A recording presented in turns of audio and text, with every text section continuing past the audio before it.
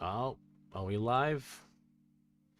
This is going to be how the stream starts. Is a lot of me sort of faffing about, as they say, back in the UK. Back in old Blighty where I come from. Faffing about. If you've never heard that phrase, well, you better go faff about and find out. Sorry. Faff about, find out. That's the British equivalent of faffo. You know what I'm saying. Hello. I don't know how many people... Nobody's watching right now. I assume they'll be joining momentarily. Oh, we got some folks in the chat. Hello. Joe. I don't know who Joe is, but welcome. Vice2609. Hello. Welcome. I told you guys I would do my best to be here. P-View, my stomach has been better, but it's not as bad as it was. I appreciate you checking in about that. It was a real messy situation. I was in a lot of pain. I was losing sleep. I'm still not doing great. It is the 20th anniversary of YGO Abridged, and I'm talking about my stomach issues. That's how we celebrate. We have tummy trouble. Welcome. Hello. I appreciate it to see you guys. Butt Ebo. Yes. I'm Little Butt Ebo. I don't... you know what? Little butts are valid. It's all good. Posh Noodles, thank you. I appreciate that. It's all good to see y'all. You'll have to forgive me. I've not streamed, let alone on YouTube, in some time. So this is suddenly a sensory overload. So I'm going to quickly make sure that I can link this stream elsewhere. I think that's it. Let me double check that. You're probably going to hear me twice for a second. No, this is wrong. Hang on. How do I get the... You guys have to forgive me. I've not done this in a while. Oh, Adam Lombardo. Thank you for the $10.69. Just need to keep the tradition of infinite super chats going. Also, you did tell me you didn't eat the vegetables. I certainly did not. That is not my problem. My stomach problems have existed for some time. For some time. Years. A decade now. It's frustrating. Thank you for the 1069 donation super chat, Adam Lombardo. Alrighty. I'm still trying to figure out how I can link this thing to people. Here, hang on. Is this it?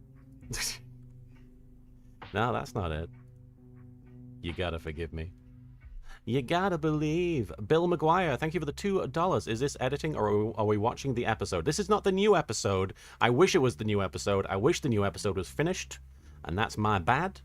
But the new episode is currently being worked on, and I'm gonna have it out by the end of the month. I can promise that much. But we're gonna be watching some classic episodes. These are gonna be, my goal is to watch the first 10 episodes, which won't be that difficult. It's not that long. I think the average episode length, Children's Card Games and Deeds, Randy Ortega. That is one, Randy Ortega. I appreciate it, Bill McGuire. And Daniel05 Keck, thank you for the $5 super chat. Happy to see you streaming mine, or should I say Frieza? Lord Frieza, I think you'll find. I think you'll find. What do I think of Yu-Gi-Oh! Go Rush? I've not really invested much time into it. You know what? I'm just going to go directly to my YouTube channel and figure this out. Those of you who have seen me stream before, I'm usually more on the ball. I am ball-shaped, so... But I'm not on the ball today. I'm flummoxed. Hang on. I can do this. I'm capable of doing this. Get shareable link. There we go. It's that simple. An idiot could do it, as evidenced by me doing it. There we go. Ba-boom. All right. Oh, we have a few other super chats here. Hang on. The Artsy Tuber, thank you for the 1999 super chat. Almost 20 for 20 years of supplying me with 80% of my vocal stims. There's a few vocal stims in here for me, weirdly enough, such as, I knew it wasn't the real Kaiba the whole time. That was a go-to vocal stim for me for a while, which is technically from the original show that I emulated, which is most of the best stuff in this, is I'm just copying from the show. Tux B, thank you for the $10 super chat. Hope you get feeling better soon, and thanks for all the laughs over the years. Thank you for your support over the years.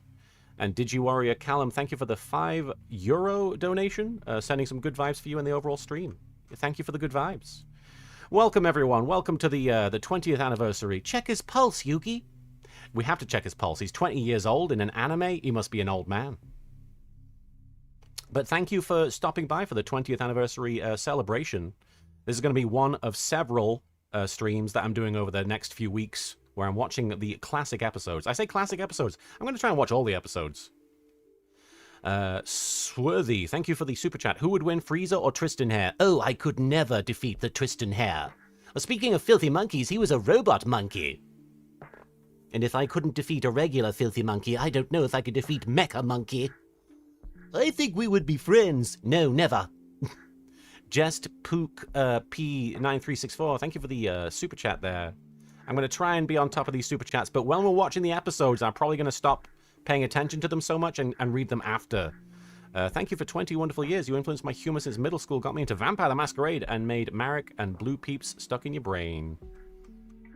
I'm happy to have put those things in your brain. And Crix B, thank you for the super chat. You are the reason I learned how to play the children's card game.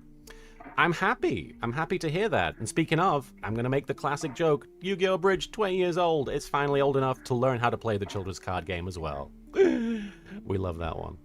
A 9 Arachna, thank you for the super chat. I do appreciate the $20 gift there. And Diabolical Diva, thank you for shaping my humor. Crazy to believe my favorite series is as old as I am.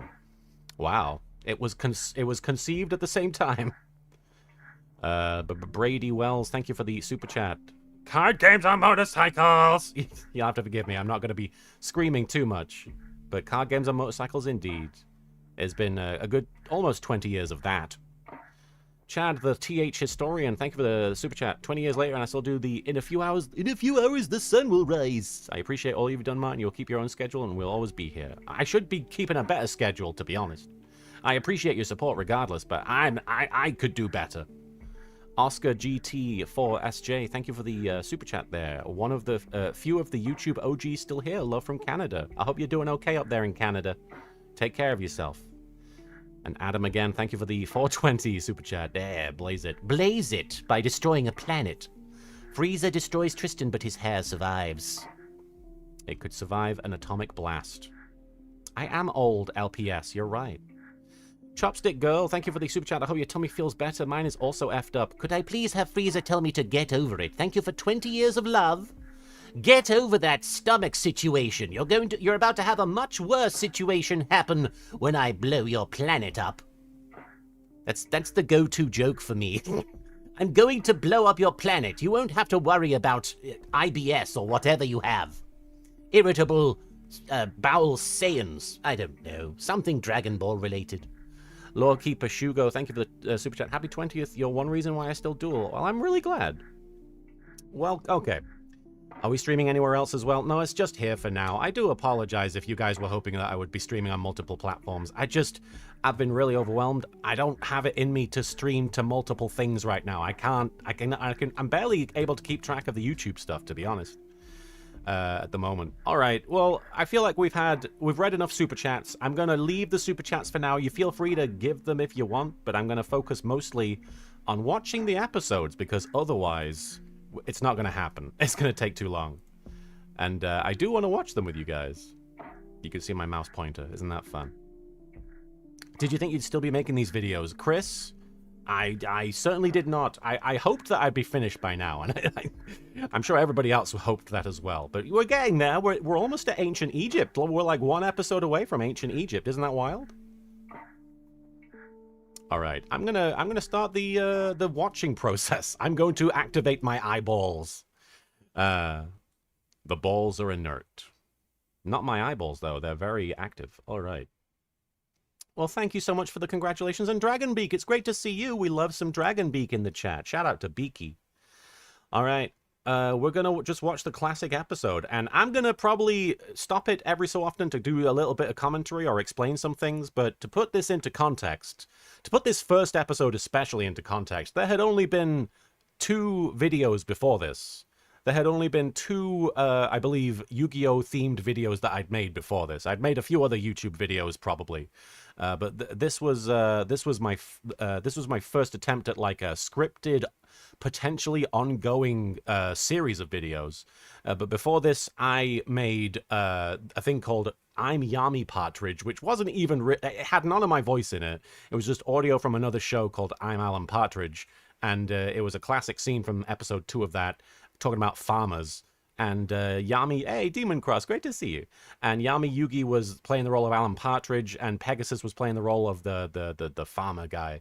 And I thought it was a lot of fun, and it got some positive responses from the few Yu-Gi-Oh fans I showed it to on a live journal community called Play the Damn Card. So then after that, I was encouraged. I was like, oh, people enjoyed that. I can make videos. This will help me practice video editing, which is something I've always been interested in. Hey, Riftrax, your 20th anniversary is on Monday? Well, I got there first. I won. Happy 20th to Riftrax as well. Oh, I'm in esteemed company. Whoa. I know I said I was going to not acknowledge the super chats, but Gorgeous Lay, did you used to watch Metalocalypse? Yes. It's going to be their 20th anniversary as well. Oh, competing 20ths. Metalocalypse. Yeah, no, I love Metalocalypse. In fact, the Yu-Gi-Oh! 5D's one-shot I did. Oh, no, not the one-shot. The April Fool's video I did. We had the doodly-ding-dong tick-tock, doodly-ding-dong tick-tock for the opening theme there. Yes, so the second video I did was... It did involve voices, and it was Adult Swim themed as well, speaking of Metalocalypse. It was, I did an Aqua Teen Hunger Force sort of dub, where I literally edited all the terrible, well, I say terrible, it looked bad because I edited it. I edited all the characters together. It was a cybernetic ghost of Christmas past from the future talking to Meatwad about Yu-Gi-Oh! Super Stitch, Little Karibo, I've been a fan of yours for a long time now. My top favorite Yu-Gi-Oh! Characters are number 5, Kaiba. Hey now, I should be higher than that. Number 4, Pegasus. Ooh, the most fabulous number. Number 3, Anna. Huh? And number 2, Yamayuki, and number 1, Joey. Who's Anna? And why am I not at number 3? Which one is Anna? Is there an Anna in Yu-Gi-Oh? Anyway. But yes, it was a really, really badly done, but, you know, somewhat charming edit of me doing all the voices of, like, Meatwad, because everybody has a Meatwad impression. Cybernetic goes to Christmas Past from the future, who would be brought back in later Yu-Gi-Oh! Abridged episodes to talk to Seto Kaiba about the deep lore. Anna is from Zexal. Oh, you know what? I've not watched nearly enough Zexal. I've watched, like, 1 episode. You can judge me. I haven't watched nearly enough Zexal. I need to watch more. I've heard very good things. But I'm sorry to not know Anna. I'm sure Anna's great. Well, we're going to watch this first episode, though, but to give it some proper context, aside from the YouTube videos, thank you, Artsy Tuber, I appreciate that. To give it some context, I was living with my parents. I was sort of not really leaving the house. I didn't have any friends, which is, you know, I'm sure why a lot of people, I'm not saying this in a disparaging way, I'm sure a lot of people reached out via the internet making content to sort of join a community and make friends and meet other people who have similar interests. And this was my attempt at doing so, to join the Yu-Gi-Oh! Fandom.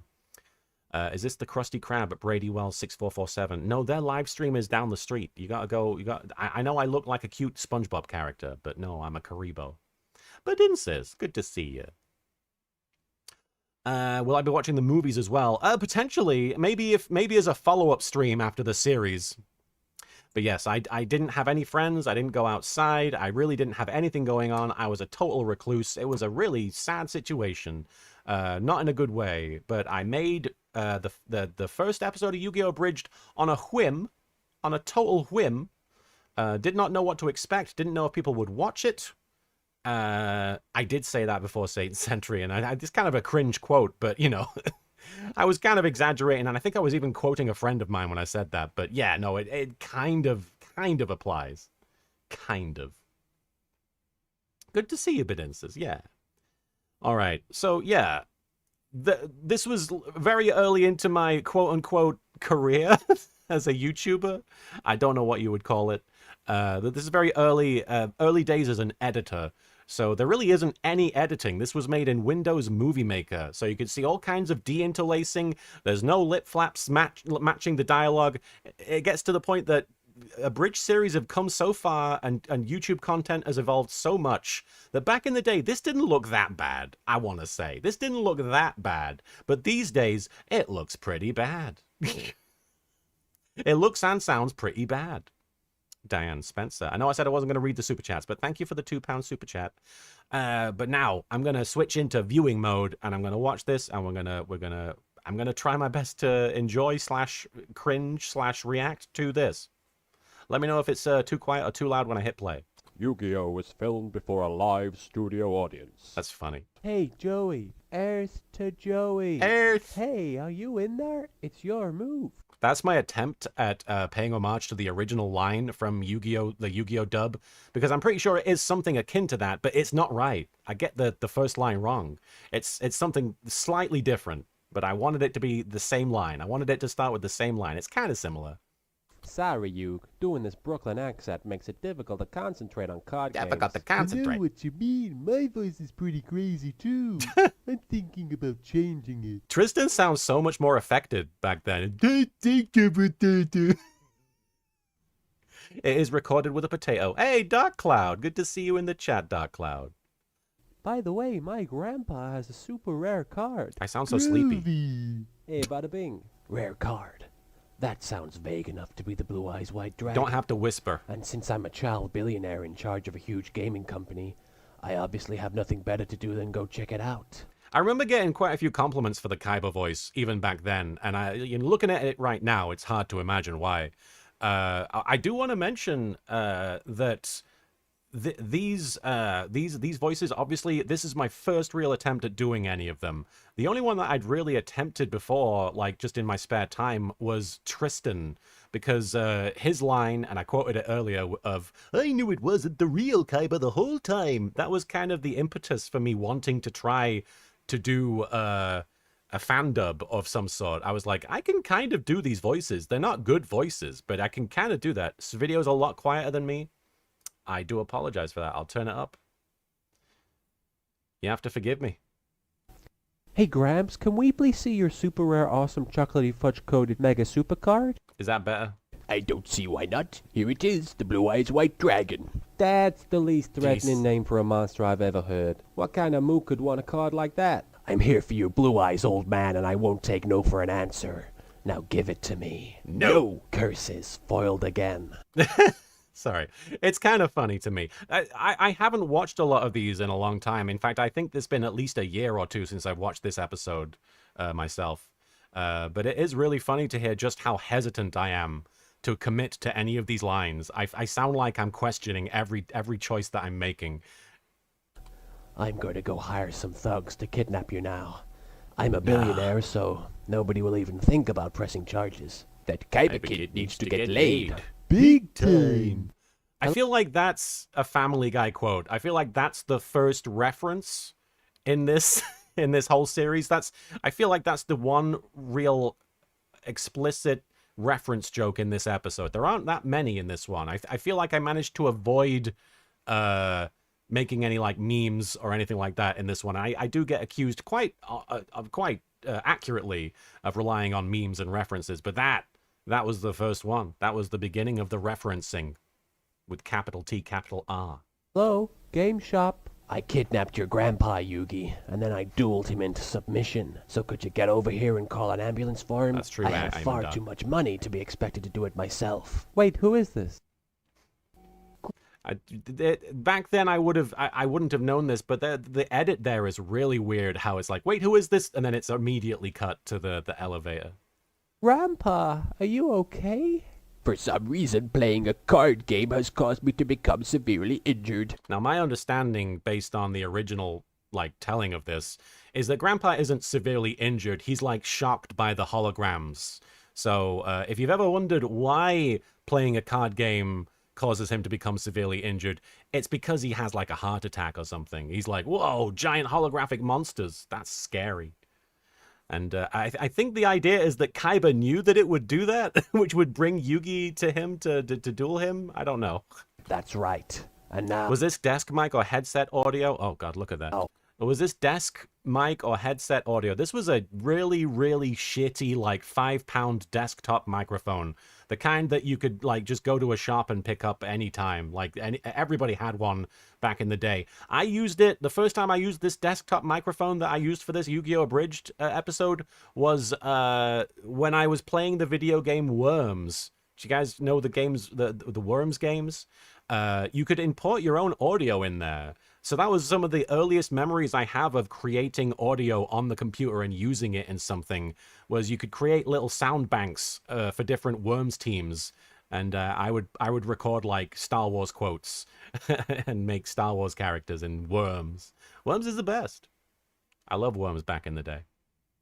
Here's Blue Eyes White Dragon. He's going to tear it up, which is shocking. Even seeing, knowing why Kaiba does this, even though I know he's doing it so nobody can use it against him, I'm like, whoa, mate. Watch this. Grandpa's special super rare awesome super card. What the heck did you do that for? So that it could never be used against me. In that case, why not just tear up every card in the whole world? It's not even a good joke, really. Yugi, he can't do that. That's why he doesn't do it. Shut up and duel me. Don't worry, Gramps. I'll win this duel with your deck. Do I still have those Worms sound clips? Absolutely not. That was like 1997 or 6 or something. Wait a minute. I've been injured, so you're going to steal my deck and go play cards with your arch rival? Pretty much. No wonder your parents are never around. Gather round, everyone, and I'll mark us with a special sign. See, I couldn't even commit to the falsetto with Taya. I was like, a girl kind of sounds like this, right? Which, you know, a girl doesn't sound like this either, but... Taya. Hey, not for nothing, but ain't this permanent marker? That is wild, Salabris. Whoops. Why were you even carrying that thing around in the first place? I'm a kleptomaniac. Yeah, you don't really notice it the first time, and I don't think I noticed it myself either. But it cuts to them at the ambulance with Joey saying, why didn't you... Why are you carrying that thing around in the first place? And Grandpa's already being hauled into the ambulance. That's a different location. Thing around in the first place. I'm a kleptomaniac. I stole it from school. Hey, my wallet's missing. Kaiba took it. It's time to duel. Wait, did your testicles just drop in the last 5 seconds or something? What the heck happened to your voice? You can kind of see me attempting an edit here where I've sped up the footage, so he's kind of going, what the, in the original clip, but it's sped up so it looks like he's saying a lot of things. Testicles just drop in the last 5 seconds or something. What the heck happened to your voice? That's masterful. That's masterful editing right there. Holy raw. Real monsters. Actually, they're just super advanced holograms created for the sole purpose of enriching the experience of a children's card game. Okay, seriously, you've got to be f***ing kidding me. Now, I've talked about this before, but that bleep sound is just me going beep. I didn't know how to create a bleep sound. Obviously, these days I know. I just go to 4Kids Universe and I swear, and I can make the bleep sound of my own free will. But that's just me going beep. And I edited the top and the end off of the clip, so it just goes eep. You can hear it. It's just a guy going eep. Game. Okay, seriously, you've got to be f***ing kidding me. Who wastes all their money on something like that? The guy who's going to beat your pasty pharaoh butt with 3 blue eyes white dragons. That's who. Okay, we're building up to the big joke here. So, obviously, it's funny. When you do something like this, and it takes on a life of its own, and it gets watched by however many people get to see it, initially, this is a very harmless joke about, oh, he summoned a bunch of monsters, and he shouldn't be able to do that. And I think when I'm trying to put myself in the headspace of when I wrote this joke, I think my MO with putting this together was, well, I have to explain how these monsters got summoned, because otherwise people will be like, how did he do that? And it only makes sense if he just is like, I don't care about what the rules say, I'm rich. So I think the actual the motivation behind the joke isn't so much to be like, this makes no sense in the show, so I'm going to highlight it. But it has later become interpreted as me criticizing the duel, which honestly, even though the rules were very vague back then in season 1, they still kind of followed the vague rules. They still kind of had an idea of what was supposed to be happening. You know, there was a coherency to it. But back then it was just me saying, well, this is how he got 3 blue eyes out, so I can skip a bunch of the duel. Wait a minute, did you just summon a bunch of monsters in one turn? Yeah, so. That's against the rules, isn't it? Screw the rules, I have money. Now draw your last pathetic card, Yugi, so I can finish you. Screw the rules, I have money. I'm trying to emulate how badly I voiced it back then, but even I wasn't that bad. My grandpa's deck has no pathetic cards, Kaiba. Has. Except maybe for Karibo. It's a weird emphasis, but I'm pretty sure that's how he says it in the dub. He's like, it has no pathetic cards. It has no pathetic cards. It has no pathetic cards. But it also has this, the unstoppable Exodia. Yami kind of has like a cartoon Richard Nixon quality. Expletive deleted. Exodia deleted. Exodia! It's not possible. It's not possible. Nobody's ever been able to summon him. Really? Is that because it's so rare? One of my favorite things, it's not even a joke, and it's actually just the line from the original dub, is that he says no one's ever been able to summon him. And for some reason, that's always been funny. Not just to me. That's been funny to, like, everybody who hears him say it. It's because it's like, no one's been able to summon him. It's not that. It's not no one's been able to summon that monster. Or no one's been able to summon anything that powerful. It's no one's ever been able to summon him. Like, that guy. Joe. Joe Exodia. No, it's because this game makes no sense. Nobody Hey, can figure out Battlefield. how to do it. Nobody except me. Exodia. Obliterate. Here it comes. Big brother, is it time for my cameo yet? I actually have always been proud of my Mokuba voice.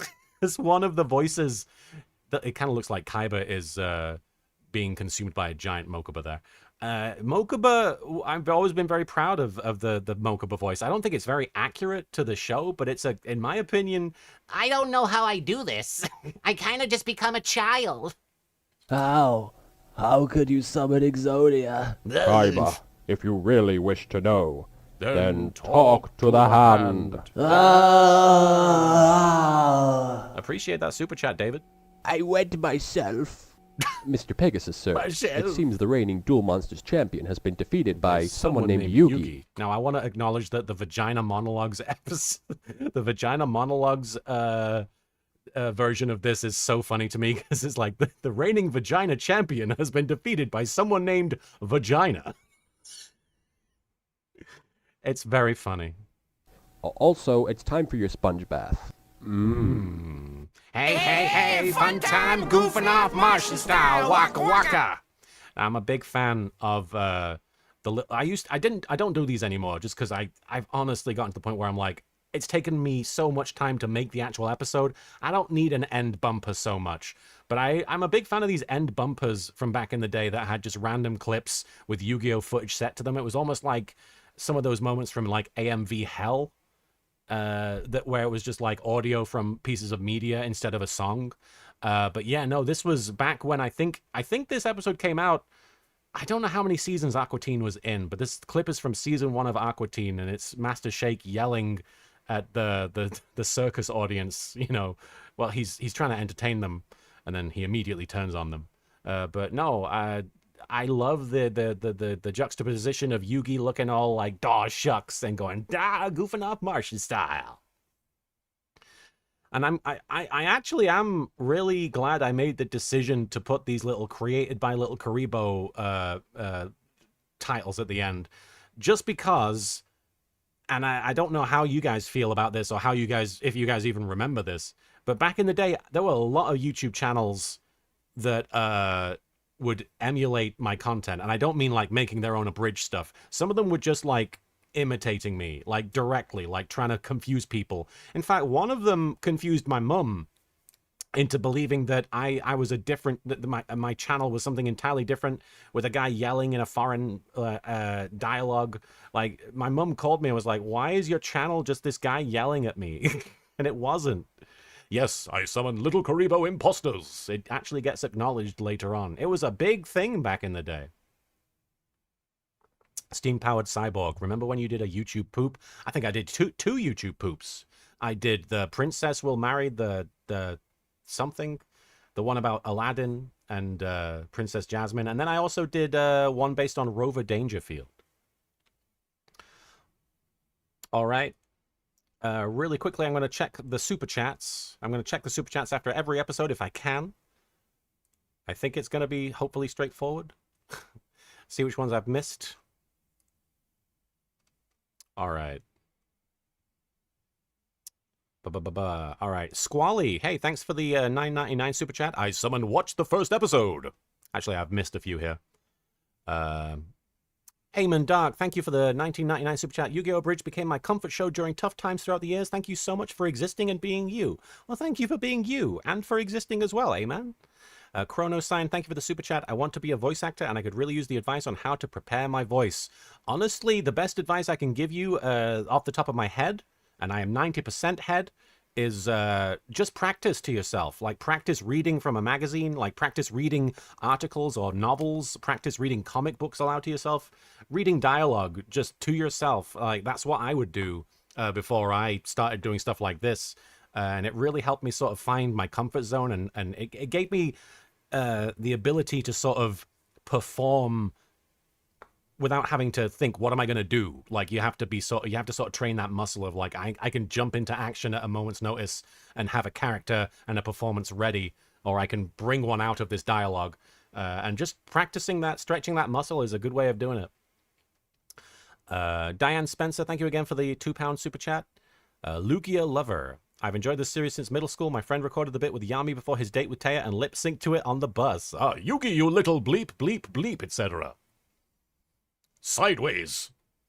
Nick Van Steertegem. Sorry if I'm saying your name wrong. Nick, thank you for the super chat. Anna plays Trains deck. She'd get along with Tristan.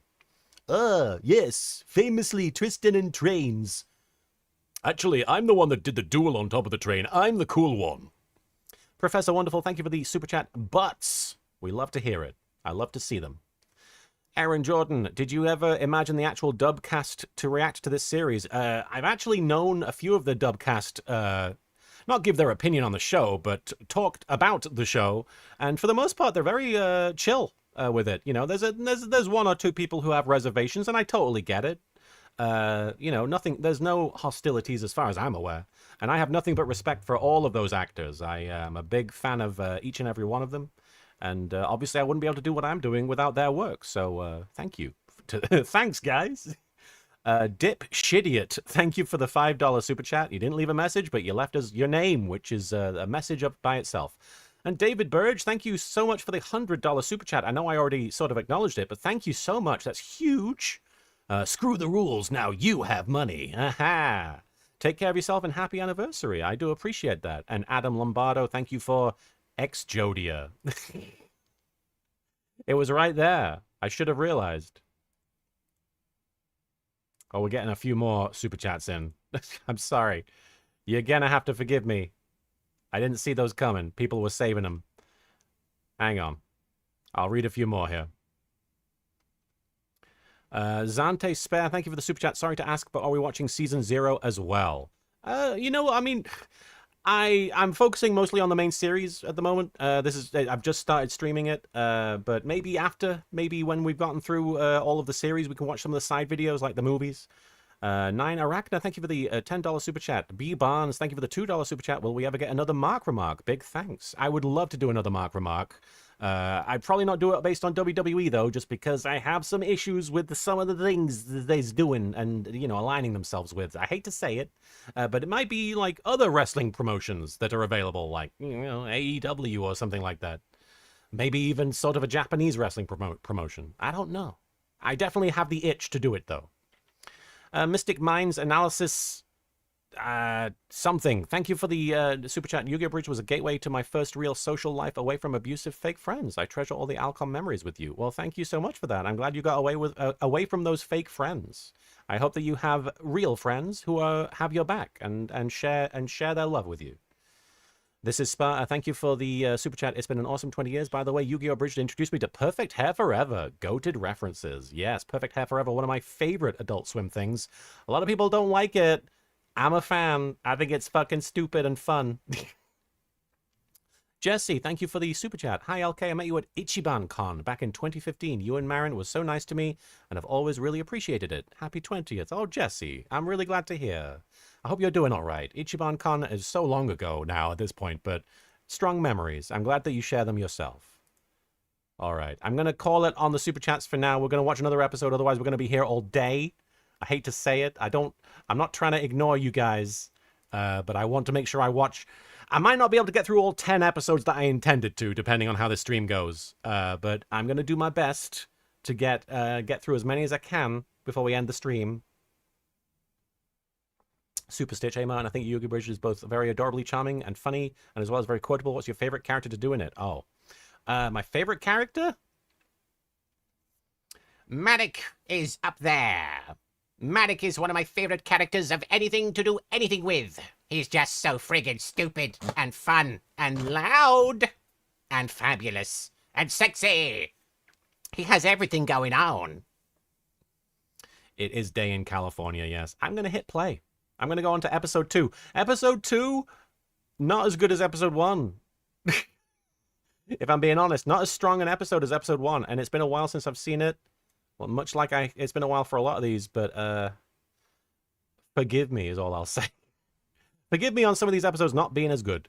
In tonight's episode, the part of Tristan Taylor will be played by Barney the Dinosaur. Now that's funny, though. We start off with an actual funny joke just to prove me wrong. Tristan being Barney the Dinosaur, I think I jumped the gun on that joke a little too soon, but if I'm going to be honest, if I remember rightly, I think one of the things everybody was reacting to was Tristan's voice from episode 1. Because you have to understand, this was back when not that many people had seen it. I was making episode 2 when maybe 20 people had reacted to the episode. So back then it was like, Tristan, he sounds like the original Tristan. This is funny. And if you can throw your mind back there, if you can cast your mind back to a time when the Tristan abridged voice hadn't been in every single episode, it was a funny callback to the original version of Tristan. If you don't know, Sam Riegel was the original voice of Tristan Taylor in the Yu-Gi-Oh dub. And that's when he sounded like this, which I'm pretty sure was supposed to be a cool surfer dude. But no, he's not a cool surfer dude. Reiko, I meant to add you in Super Chat. I hope you see this, LK. You are indirectly the reason I'm an author. My oldest writings were bad fanfic that pushed a lot of yours and Team 4 Stars jokes. Hey, if you're going to borrow with style. I hope that I hope they served you well. And congrats on being an author. That's really awesome. I say, Yugi, Oh, can God. I play too? Sorry, Bakura. Main characters only. Playing card games sure beats doing schoolwork. Arithmetic is for losers. Now I just gotta subtract your defense points from my attack points and wait a minute, how do I do that? What is that accent? Wait a minute, how do I do that? What a minute. It's interesting because I'm currently editing episode 89, and there's a joke that's similar to this in that episode, but it's not nearly as laborious and clumsy. I'll give you a spoiler. At one point, Siegfried says, "Oh, if I'd only taken simple mathematics into account," which is the only line that I needed. But here, Joey is just going all out and being like, arithmetic is for losers. I gotta do numbers now. I didn't know how to do a joke back then. It's official. You're an idiot. I love you, you love me, we're a happy family. Him stood there doing that. Sorry, it is. Some of these jokes will surprise me and still amuse me because I haven't watched this in ages. Tristan's song taught me a valuable lesson. I need to learn how to be a better duelist. Tristan's song taught me a valuable lesson. I'm glad. This is the only time Joey has learned something from Tristan. It's through the Barney song. You gotta help me out here, Yug. Let me see your deck. Oh man, his deck is even more powerful don't than say it. mine. Whoa, the Dark Magician. I just gotta have that. Jeez, Joey, your cards are worthless. This was, I think, the introduction to Yugi being a jerk, right? This is the first time we see Yugi being an asshole to anyone in the abridged version, which is that he's lying to him about his deck and he's going to take his best cards. In the first episode, he doesn't really do anything that could warrant calling him an asshole. But here, this is the first time he's choosing to do that. So this kind of dictated who he was for me for a long time, and he still kind of is this. And spoilers, part of what I want to do with the final season is sort of acknowledge and try and treat Yugi's assholeness. I want Yugi to actually have a character arc where he becomes not an asshole. He's a baby panda. The baby pandas can be assholes. Yay. Thank you for the $10 super chat. Did your health ever stop your fuel, your series? I honestly, my sickness has definitely affected my ability to do the show, at least consistently. But if I'm being entirely honest, it's never made me want to stop. I've never wanted to allow it to make me stop. You know, I'm sorry. I don't want to go too deep into this just because, you know, I'm watching the episode, but my health has certainly affected things, and it certainly slowed me down, but I don't want it to ever stop me. I want to get to the end of the show by hook or by crook, you know? So one way or another, slow as I can, I will get to the final episode of Yu-Gi-Oh! Tell you what, why don't I get rid of these, and we'll go visit Gramps and set you up with a new special super awesome deck. Thanks, Yug. You're always looking out for me. Oh, blackluster soldier. No one must ever know of our forbidden love. People fucking love that joke. I'm gonna tell you. I've heard so many people talk about Grandpa and the Blackluster Soldier over the years. I think that's like, for some reason, that hits people really hard. And I think it's because he's just stroking the poster. I don't know. The concept of Grandpa having a forbidden relationship with a Yu-Gi-Oh card, I guess, is just funny by itself. Hey, Yugi's grandpa. How about training me to become Duel Monsters champ over here? And for those of you who don't know, that poster that he's putting up is actually advertising an upcoming tournament that in the Japanese version Joey enters, and I believe he doesn't qualify for. In fact, isn't it the tournament that Rex and Weevil are dueling in later? Very well, but it will require hours of rigorous off-screen practice. Really? I don't even get a training montage? Training Who do you montage? think you are, Rocky Balboa? That's not funny. I just want to point that out. That's not funny. Just saying Rocky Balboa, that's not a joke. That's one of the references. That's one of the early references that kind of sticks out and is like, Shady Durax, you got a good point. Yeah, I think people do kind of identify with lusting after Blackluster Soldier because there's a lot of sexy cards. A lot of people have husbandos and waifus and other, you know, partners. Welcome to the Regional Championship, where the comic relief villains are having a meaningless duel. I can't believe we're actually airing this on TV, folks. Oh, Dark Cloud, you're very kind. Thank you for the super chat, and I'm glad to hear it. I hope that you know that you're going to inspire many more people yourself.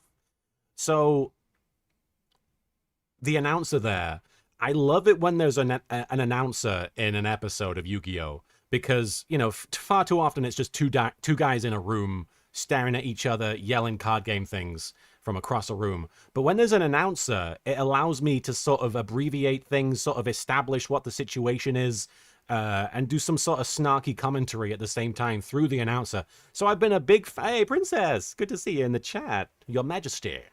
I'm actually a big fan of the fact that Roland is doing all the announcing for the Grand Prix. I'm a big fan of Roland as a character in the original Yu-Gi-Oh!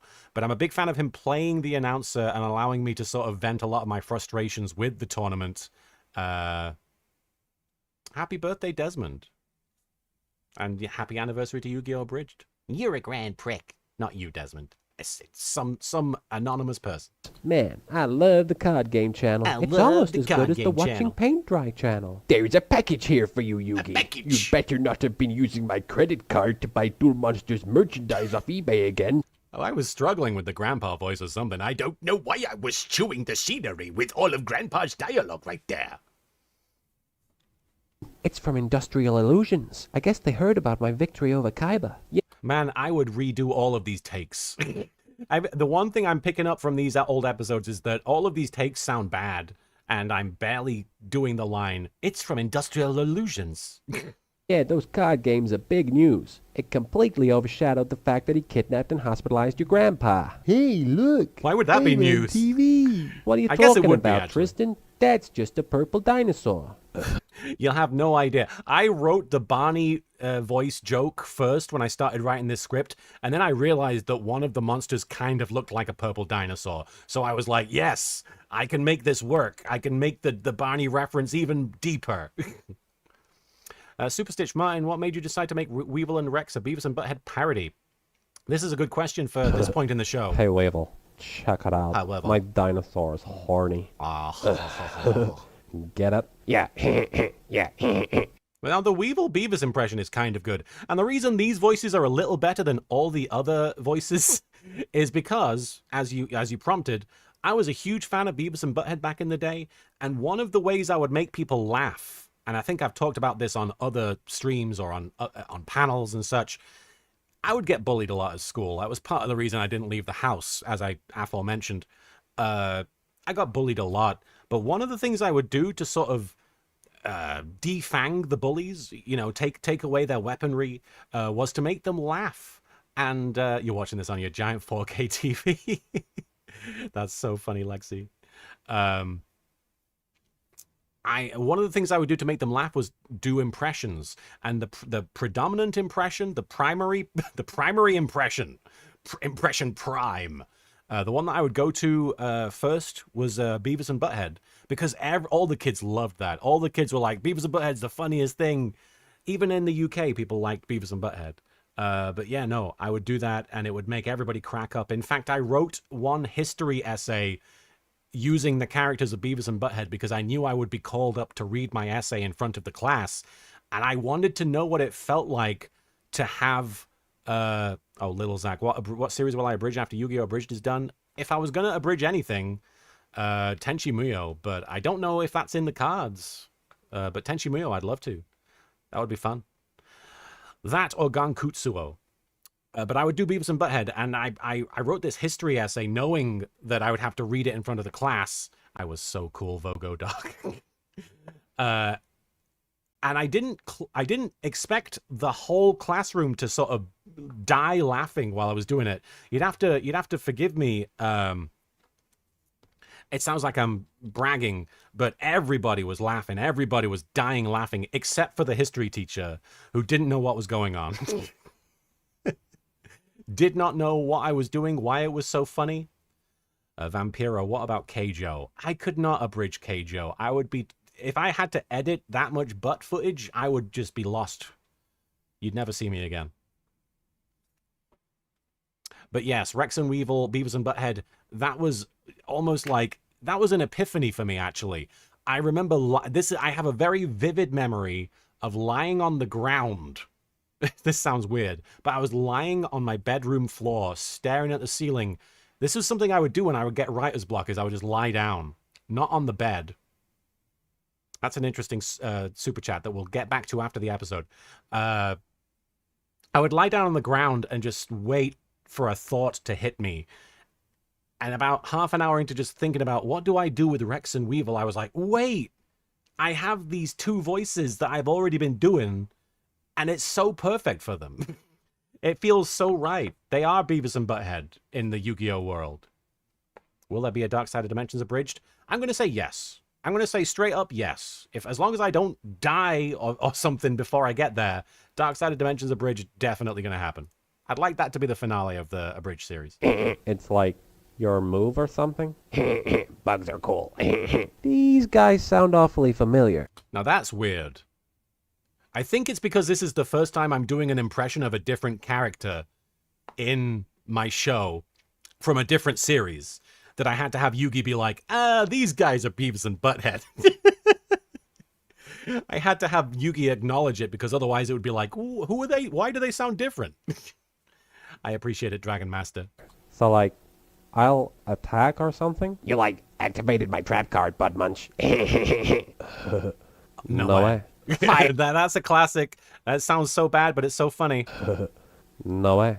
Fire. No way. I say that a lot to myself. No way. Fire, yeah. This sucks. I'm gonna go, like, get some nachos. Ladies and gentlemen, let's hear it for Maximilian Pegasus. Congratulations, Mr. Underwood. Here's your trophy. Now allow me to render your victory utterly pointless by announcing a far more interesting contest with a much grander title up for grabs. What is the accent? Do you guys... It's a weird accent he's doing. Oh, I'm doing. What is the accent? Am I attempting to be American? Whoa, hey, This check is hot. Hey, there was a video inside the package. I just hope it's not one of those cursed videotapes that are all the rage these days. 7 days. Oh, snap, I knew it. That's one joke that I often wonder how that plays these days. Because, like, people know The Ring. People know the gimmick of the cursed videotape. But do they know about the 7 days thing? Sounds a bit posh. I guess he has kind of a posh vibe. I guess I was going for posh a little bit. Posh American. A poshican. That's right, Yugi boy. There are only 7 days till Duelist Kingdom, and in order to get you to enter, I'm going to force you to play a shadow game. A shadow Win game. in 15 minutes and I'll release your friends. That's fine by me, Pegasus. I'll beat you with the cards the cards that Joey gave me. You 20 won't beat anyone with that dragon card. You can see into my mind? Yes, Pharaoh boy, and I can see that you and I have a great deal in common.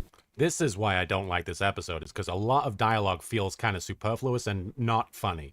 There's a lot of dialogue that is just, this is what happens in the show, so I have to say it. What's that supposed to mean? Isn't it obvious? Look, pal, just because I inhabit the body of a teenage boy, it doesn't mean I'm a... Oh, come now, Pharaoh boy, don't be so gauche. I was referring to our Millennium items. Oh, Atoms. right, I knew that. And then we get the 24 reference that I was anticipating earlier. Now, this is kind of a funny reference, although this is, I think, the point where I'm like, I can just make references and it will be funny. Back then, I was honestly I was just keen to do anything with the video footage. I was like, if I can make a reference work, I'm going to, because it's almost, in my mind, kind of stretching my creative, what can I do with the footage of Yu-Gi-Oh! To make a joke about something entirely different?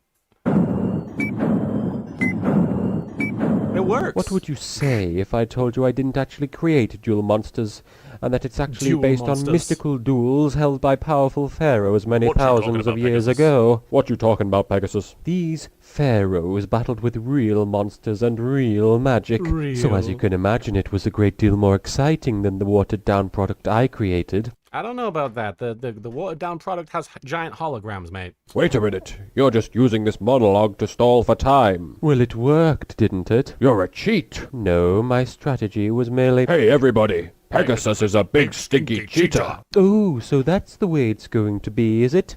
Fine, then. What is that accent? Fane, then. That's not Pegasus. That's some sort of Tolkien creature character. Fane, then. Pegasus is a lot like a Stewie Griffin accent. I suppose it kind of sounds Stewie Griffin-ish. Maybe I'm going there. I don't know. It's interesting because obviously this is episode 2. I was still trying to get a feel for how writing the parody of the episodes of the actual Yu-Gi-Oh! Show would work, especially related to how the card game would fit into everything. So here, I'm kind of falling back on the idea that, oh, the duel isn't important. What matters is that the two characters had a weird disagreement and got upset with each other. And I feel like I rely on that a lot, especially in the first half of the series, where I'm like, it doesn't, the card game is extraneous. It's not really part of what I'm doing. I can ignore it if I want. And I've kind of, especially recently, changed my attitude about that, because I really do feel like there is a way to make the card game work within the jokes and within the narrative of the parody. But back then I was like, well, it should be more about what these guys are saying to each other, which is why here, instead of like the game itself being what takes the time and slows things down and allows Pegasus to win, it's just talking. Let's see how your grandpa manages without his soul. Ooh, I'm so ambiguously camp.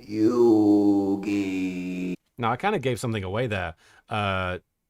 In the original edit of this episode, it went from, let's see how you do Manages without his soul. It cut immediately to Grandpa going, Yugi! So in my head, I can still hear that version of it. But then I was like, I need a gag for Pegasus, because otherwise he's been a very serious character and not that funny. But I don't know what to do. So this line where he says, I'm so ambiguously camp, was a last-minute addition to the episode, hoping to make Pegasus funnier. And all he's doing is describing himself. Ooh, I'm so ambiguously camp. You bastard! You turned him into a mime! Grandpa! Grandpa! Hey, Yugi, you! down Down in in front, will ya? Yeah, we were watching that. Come on, let me hear you say it. Just Oh, once. we gotta turn it down. No! Because it gets loud. No, the other thing. Superman will never. I remember that being a big meme at the time. I had graduated from you'rethemannowdog.com to Yu-Gi-Oh! Abridged, to YouTube, essentially. And back then, when Superman Returns came out, that was such a memed-on clip. It wasn't even a meme, it was just a clip that everyone was sharing. And it was just, I don't know what it was about Kevin Spacey shouting wrong, but everybody loved it. All right. But that certainly, it sort of encapsulates the moment. That's what people were enjoying back then on the internet. The ambiguous part took a hike quickly. You're not wrong. All right, I'm going to really quickly read as many super chats as I can between the episode. A clip everyone is sharing, isn't that the definition of a meme? You're right, Lion. I guess the verb to meme has various derivations. But yes, back then, that is the classic definition of meme, absolutely. Let me find this. Let me find where the last super chat was that we left off on. Here we are. Mark Remark. Fake friends. All right. Andrew Brown, thank you for the super chat. I heard Marek gave creative advice for WCW 2000. Yes, I was like, we should get Beetlejuice from that Howard Stern show and have him uppercut Jeff Jarrett in the nuts. After Jeff Jarrett calls him Slapnuts. It's the funniest friggin' thing. Everybody remembers. Everybody remembers it. And I never really kept in touch with what WCW was doing after that. I'm sure they're still a very thriving company. Am Candy, thank you for the super chat. The first episode of Yu-Gi-Oh! Abridged I saw was Crowd Atlas, and I thought it was an actual episode. I became a fan, and thank you for everything. Happy 20th. I appreciate that, Am Candy. Yes, surprisingly, a way larger number of people than I would expect came to me, and told me how they watched the first episode of Yu-Gi-Oh! Abridged, or what their first episode of Yu-Gi-Oh! Abridged they thought was an actual episode of the show. And I've never understood how people could think that, because first of all, they're not 30 minutes long. For the most part. It's like 10 minutes or 15 minutes. And I'm like, that's not a show, surely. Reiko, thank you for the super chat. T0, thank you for the super chat. Thank you for helping make through hardships. I'm happy to have helped in some way. Thank you. Author E.L. Summers, thank you for the super chat. Love your videos. Kaiba is the best. He would agree. I am the very best, like no one ever was. Crimson Kicks, thank you for the super chat. Crowd Atlas remains my favorite episode 13 years later. I remember having a dreadful day, and that was the one part of the day where I laughed. I'm sorry you had a bad day. I'm glad that I could bring you out of that funk a little bit. Crowd Atlas, a very popular one because it was, at the time, going to be the final duel between Yugi and Kaiba. That was going to be the last time they ever dueled, and I tried to go all out for it. But of course, since then, in Dark Side of Dimensions, they do have another duel, although it's not Yami Yugi. Although there is a Yami Yugi hologram that duels Kaiba with his famously coiffed hair. Perfectly coiffed hair. Aman, thank you so much for the super chat. Love what you do. Watching your content for over 10 years. Yu-Gi-Oh! Was my first anime and you made me love it even more. Well, I'm glad. There can never be enough love for Yu-Gi-Oh! Adam Lombardo, are we ever getting an Evil Council conclusion? I'm going to say yes. I'm going to go out on a limb and promise that there will be some sort of conclusion to the Marek and Bakura torrid love affair. Torrid hate affair, I should say. Buddhabot, thank you so much for the super chat. Happy 20. Hope you're doing fabulous. I'm doing somewhat fabulous. Thank you. Poopin' the turd. I should pronounce this correctly. Sorry. Poopan the turd. Thank you for the super chat. We'll take your leather pants. Please don't poop in my leather pants. The turd. Ratchet, thank you for the super chat. Thank you for the Abridged series, Karibo. It's always a pleasure watching these. Also, Hanase indeed. Get up on the mic. Thank you for the super chat. Have you ever considered doing DVD bonus feature style commentary on Yu-Gi-Oh! Abridged? I would eat that shit up. I don't know how well it would work because the episodes, especially early on, are so short. I wouldn't have much time to give my thoughts on it, but I'm trying to do something resembling that right now, so hopefully you're getting something out of this. There's a person just called period, and I don't mean the word period. I mean the actual the punctuation. Thank you for the super chat. I think I've already answered this one, but you're asking me about my health and if it's ever affected the show. It's certainly put a damper on things, and it certainly slowed me down. But I've tried my best to roll with the punches. Lizard of Oz, thank you for the super chat. I still enjoy seasons 1 through 3 for the legacy factor, but season 4 is where the show feels funny even by more modern standards. I still think about Kaiba screaming for joy when all the dragons save him from crashing the plane. Yeah, it might be a hot take about my own series, but I do think season 4 is probably the best quality-wise. That's the one season that I can look at without thinking, there's something really sort of, there's one part of it that I really don't like, or there's many parts of it that I really don't like. I'm still proud of the whole thing. I'm still very happy to put my name on, all of it. I just, there are certain jokes and certain people involved that I'm just like, that's a real shame. I wish I'd been smarter. I wish I hadn't made that mistake. I wish I hadn't fucked that up entirely, Ethan, thank you for the super chat. Happy 20th anniversary, man. Truly a YouTube legend. I appreciate it. I hope that I'm a good YouTube legend. I hope that I'm doing you proud. Adrian Usual. Thank you for the super chat. Butts. Yes. Happy 20th, LK. Thank you. Yes. An Adrian after my own heart. Chris H, thank you for the super chat. Kaiba is the real asshole, especially to Joey the most. Hey, man, and you're absolutely right, Chris H. Yeah, this Chris guy, he knows what he's talking about. He's an asshole. Dark Cloud VA, thank you for the super chat. You inspired me to be a voice actor in 2011. Thank you. I'm really happy that I could be part of that journey for you. And here's to many successes in your future. And much inspiration for others. Nick, I think actually, no, I didn't read this one. Nick Van Steertegem, thank you so much for the super chat. It took me until Tristan being unlockable in Duel Links to realize that post-Duelist Kingdom Tristan's voice actor is the same as Yusei's, and Bakura, who has the same voice actor as Jack Atlas. Yeah, actually, Greg Abbey, the voice of Yusei, takes over Tristan about 8 episodes into Duelist Kingdom, so he is Tristan for a significant part of Duelist Kingdom. Mia Stag, thank you so much for the super chat. Gick, thank you for the super chat. This series helped me make lifelong friendships and helped me with my mental health since middle school. Thank you. Thank you. Meta Fighter OK, thank you for the super chat. I'm glad to see you are feeling better. I hope you continue getting better and you make a full recovery. Unfortunately, what I have with my stomach is likely to be lifelong. It doesn't really go away altogether. But I appreciate you saying that. As far as I am concerned right now, I'm at 90%. I'm doing all right. So thank you for those positive vibes. James, thank you for the super chat. Grandpa almost sounds like the Grinch earlier. Well, he is a mean one. Mr. Grandpa. Zachary, thank you for the super chat. Adam Lombardo, thank you again for the super chat. Have you seen the newer Beavis and Butthead? It's fire. Fire, fire. Yeah, no, it's real good. Music Storm, thank you for the super chat. This is the one I was dreading getting to, but if Yugi queefs, does Yami fart? If Yami farts, does Kaiba shit? I don't give a shit what Yugi or Yami does. And that's a hell of a question. I don't have an answer for you. I don't think that that's how it works. I don't think the magic of the Millennium Puzzle affects him that way. Brady Wells, thank you for the super chat. Here's an idea, an abridged version of Ghost Stories, but you follow the original Japanese dialogue into English. That's just a dub. You're describing a dub. Somebody could do it. I don't know if it's me. And Demo, thank you for the super chat. All I think about this episode is the V word. Yeah. The vagina monologue version you did. Yes, a lot of people think that as well. In fact, sometimes I can't not think about it.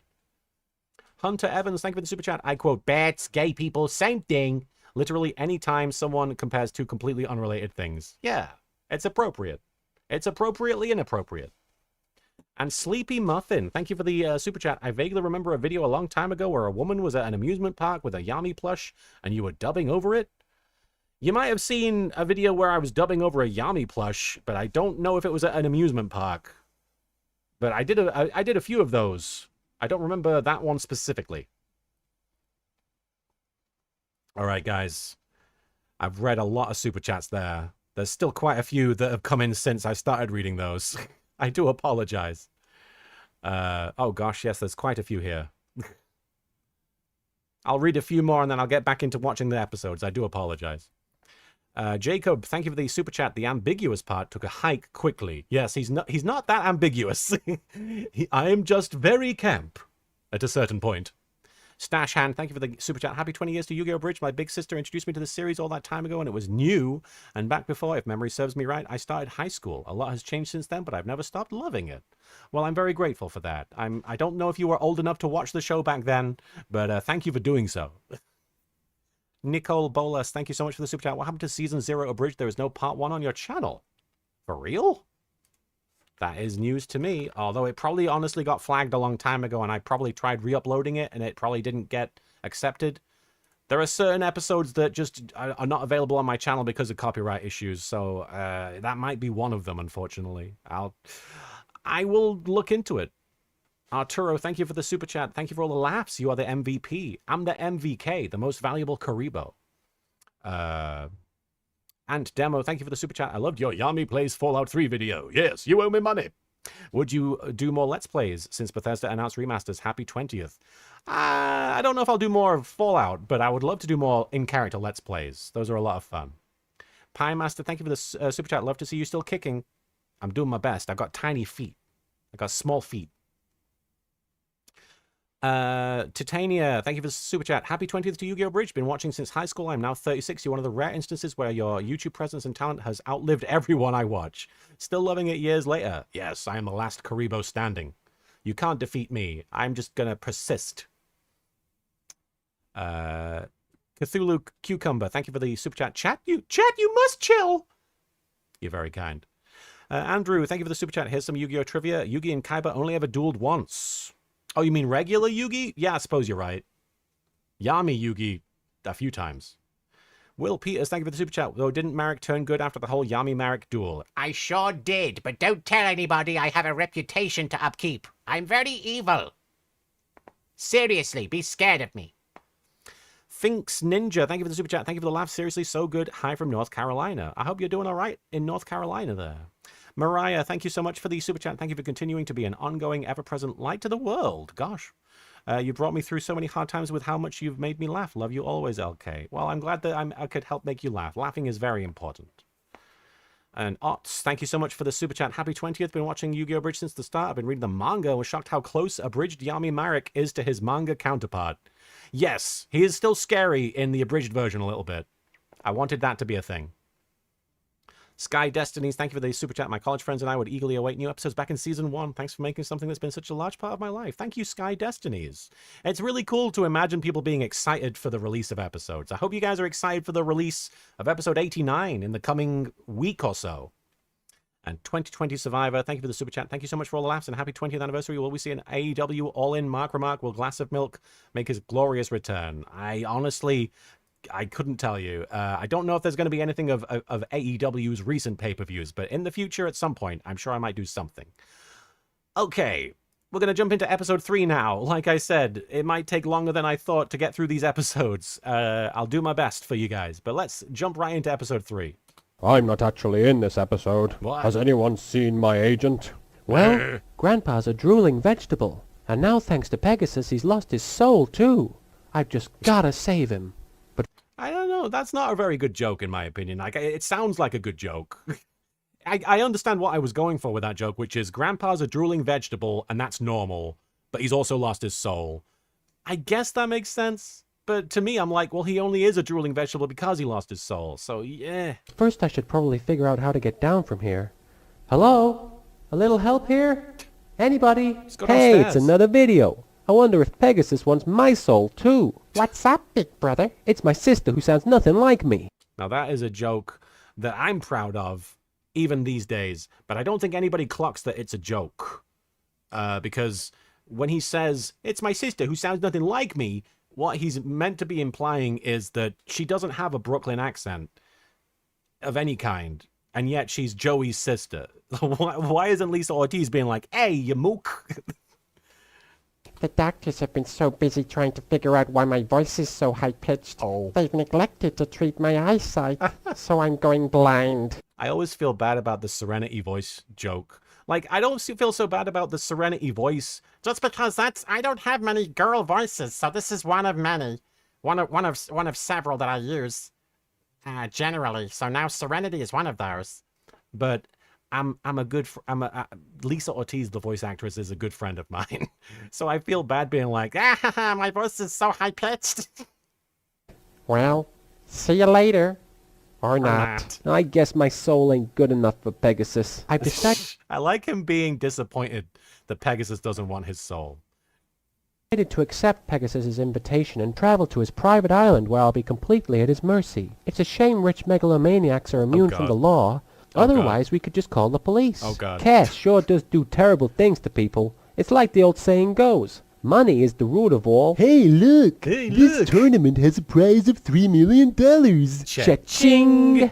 Duelist Kingdom, here I come. Yeah, every time there's a joke about an island in this, I get a lot of. I've gotten a lot of comments on videos recently where they're pointing at the jokes about the private island and Yugi being on there and wanting to call the police. There's a lot of people who have comments about that these days, and yeah, I'm not gonna say anything. I just you can probably imagine why, contextually. Funnily enough, Tristan saying "Hey, look." Is one of my go-to writing techniques of, hey, I want to introduce a concept. I'm just going to have Tristan say, hey, look. It's usually Tristan. It's Tristan or it's whoever's in the scene that would say it that isn't actually part of the main narrative. But 9 times out of 10, it's Tristan going, hey, look. I should have like a little counter being like, hey, look. Because there's a few of those.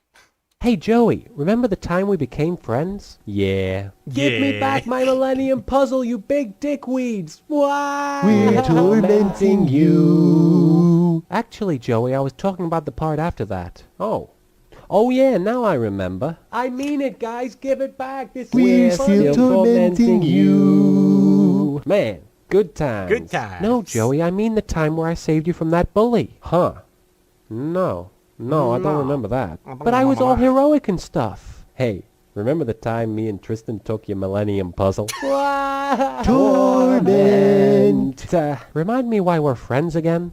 I think back in the day, in fact, we're about to introduce a really a crazy popular character. Back in the day when I wrote that sketch, I think I remember laughing writing that. I don't think I ever laughed at any of the other gags that I'd written in the previous scripts.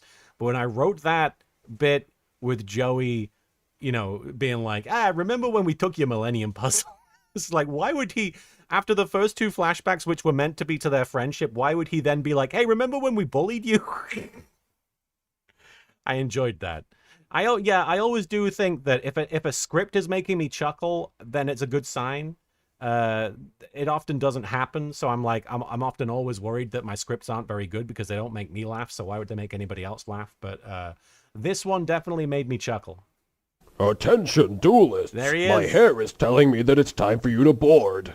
I think, if I remember rightly, as soon as he said "attention, duelists," in the abridged version, I listened back to it while editing. I was like, he has to say that every time. Every single time he appears, he has to pop up and be like, attention, duelists.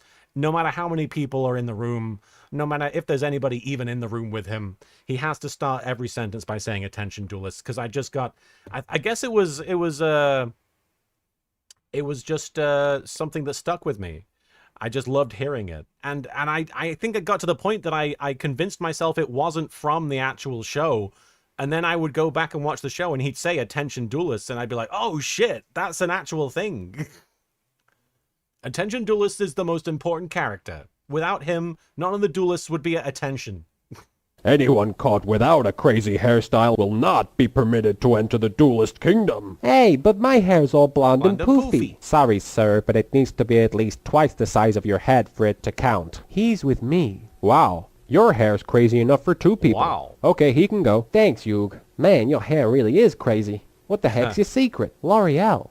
Because I'm worth it. That's an edit that I remember being like, whoa, I got text on the screen. While they're talking. Because I'm worth it. You can kind of see, I think it's actually like, I've literally, yeah, because if you look, the image starts here, and then you see it jump to the right when L'Oreal appears. Because I'm... Doesn't it? Have I imagined that? What the heck's your secret? L'Oreal. Yeah, it's slightly bigger. I don't know if you can... Yes, this was Windows Movie Maker from way, way back in the day. 2000, literally 2006. But I was so proud that I got that L'Oreal on it. And I think the way I did it was I just edited the image of him talking and stuck the L'Oreal logo on there. I don't remember. Obviously, it's been so long. But you can see the edit, but I was so proud of it. Because I'm worth it. Come on, Tristan. Let's sneak on board like Solid Snake. Don't our parents even care that we're missing? That's such a generic joke about shonen anime. It's like, oh, why aren't the parents, getting involved?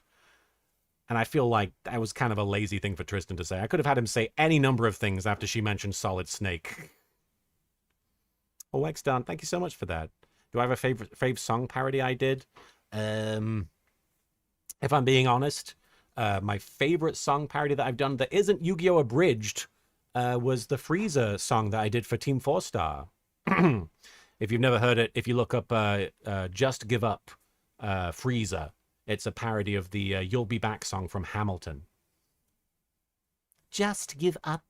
You've been warned. This is not even my final form. Is that a light force sword in your pocket, or are you just happy to see me? Check it out, Yug. It's a pair of giant breasts attached to a woman. The name's My Valentine. A pair of giant It's not breasts. a very subtle pun. But then again, nothing about me is very subtle. Boobies. I'll crush you when we get to the island. With your boobies, right? What's wrong, Taya? I don't think I do a very good My Valentine voice, but I'm glad I got to be My Valentine. I hope that somebody found me sexy as My Valentine. Somebody out there. There must be somebody who is all about little Karibo My Valentine. Boobies. I need to use the bathroom, but the lady who dubs me won't admit it. In another few hours, the sun will rise. What the f*** does that mean? Hey, I actually had a isn't that bleep Bakura? sound. I just clocked. I actually figured out how to make a bleep sound there. That is actually from the original dub of Yu-Gi-Oh! In the Japanese, Taya is wanting to go use the bathroom, but she's scared of, revealing herself because they're stowing away. But I guess they just don't like the idea of Taya needing to pee. So they changed the dialogue so it's like, what is it? I'm cold. I'm really cold and I need to warm up. And Tristan says, in another few hours, the sun will rise, which I think is meant to imply that she'll get warmer. But it's a weird line, even in the new context. Ladies peeing isn't for kids. Kids can't be given that dark knowledge.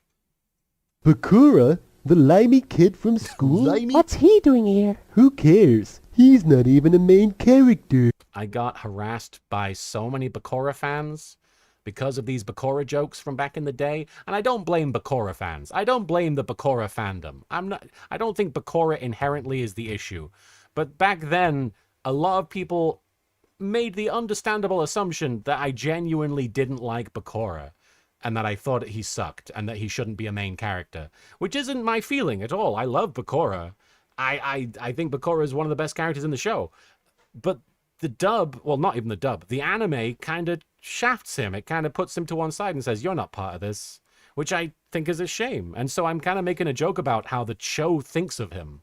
What else was I going to say? And the other thing is that this is the first time they call him a limey, which has kind of gone away over the years, mostly because all the time I kept being asked, what does limey mean? Like, that was just a constant question for me. And it's not like I hate explaining this, but I got tired of doing it so much. It's just slang to refer to English people. Whoa. Come, Teraptor. Tell you what, Rex, if I win this duel, I get to use your room. But if you win, then I'll give you a kiss. Okay. Cool. Then I, won't be a virgin anymore. Hey, Yugi. Give me your cards or something. Well, you're clearly evil, but I see no reason not to trust you. That's exactly what Yugi is like. That is Yugi.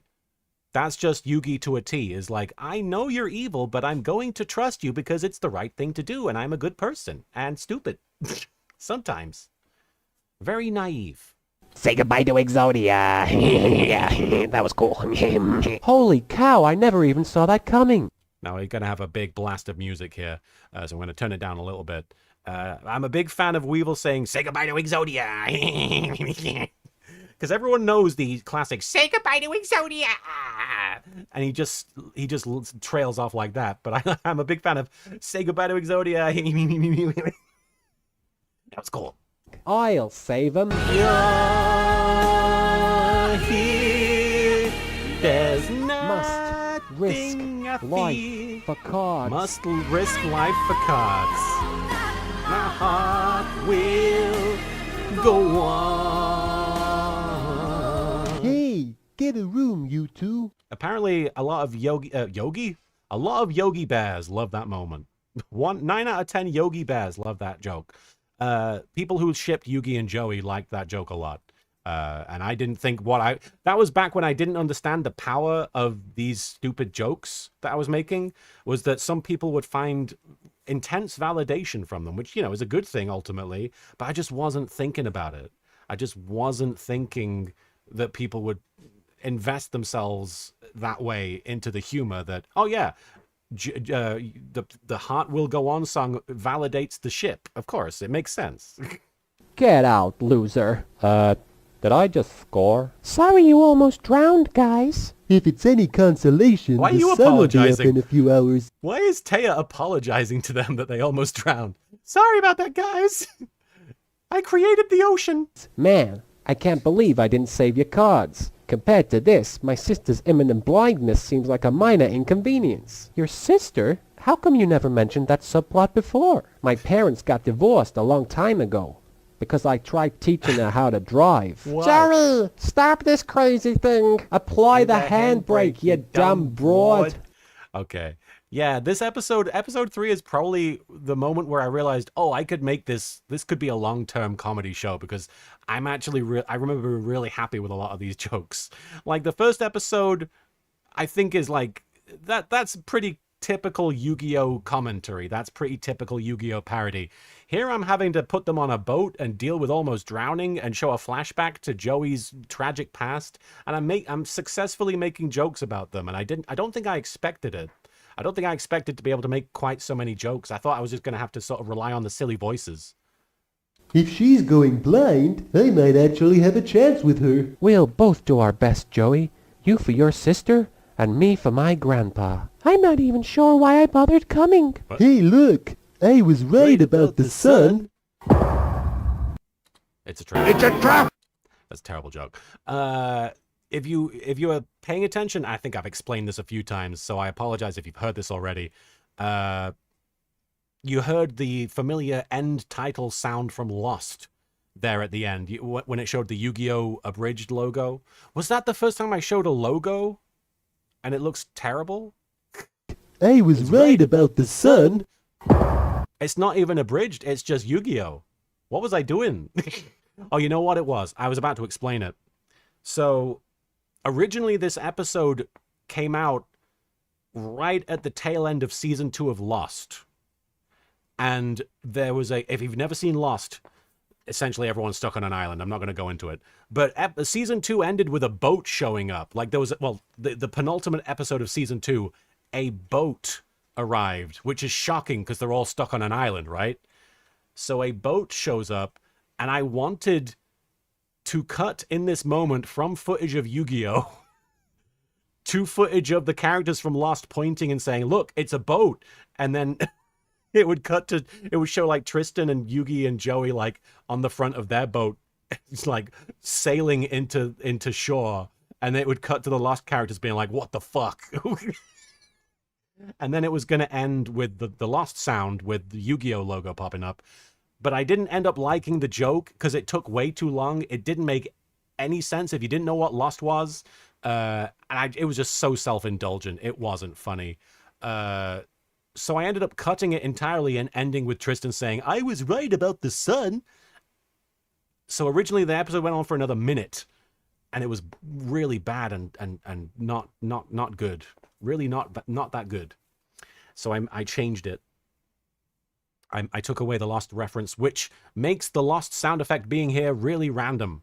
But that's why it's there. It would have been so dated, Dragonbeak. It would have been dated like a month after it came out. It's a trap! All right, we're about to jump into episode 4. We are 90 minutes into the stream almost, and I'm only 3 episodes in. So, like I said, I may have overestimated or underestimated how long it would take me to get through these episodes. I'll do my best to keep going. Oh, forgive me.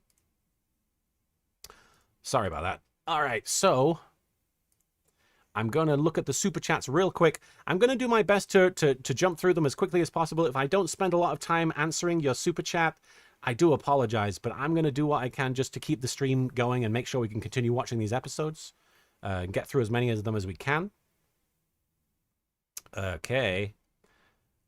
Midnight's X, thank you for the super chat. I do appreciate it. The $49.99 super chat.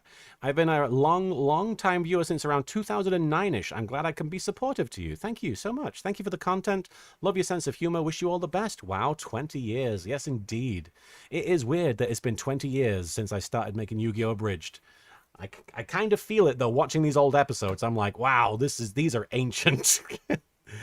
You could not release these days and have people watch them. They would be like, what are you showing me? Austin, thank you so much for the super chat. Congrats on 20 years. I used to download episodes in 144p and watch them on my MP3 player on the school bus. Thanks for being a part of my childhood. I hear so many times people say they watch the episodes on their iPods or on their MP3 players, on their little devices, and I never had one of those. I never had an iPod or anything like that. I didn't watch anything on like a little tablet or anything. I didn't have anything to watch videos, so it was really exciting when I realized that there was a whole, not a whole generation, but, you know, there was a subset of people that, not exclusively, but enjoyed watching my stuff on those. It was just such an interesting thing to learn. Motzi, thank you so much for the super chat. Oh, what a sweet evil cutie. Thank you for your work. Am I the sweet evil cutie or little Karibo? Because there's nothing evil about that fluff ball. But thank you for that. I appreciate it. He's not nearly evil enough. The Missing Sock, thank you for the super chat. Sub-chat. Thank you for the passive-aggressive remark. No, thank you for the super chat. Never in a million years. 20 years ago did I think this would be occurring. Been watching since the beginning. This is incredible. Congratulations, you're the real OG. Well, you're very kind. From the real OG to a missing sock, I appreciate your kindness. Jova, one of my fave peeps, thank you so much for the $20 super chat. Can't stick around, but congrats on 20 years. Proud of you. Aw, thank you so much. One of my oldest friends there. Stopping by and dropping $20 like a really kind person. Dante Michael, thank you for the $5 super chat. Loved Yu-Gi-Oh! All my life, and Yu-Gi-Oh! Abridged has been there since with me since middle school.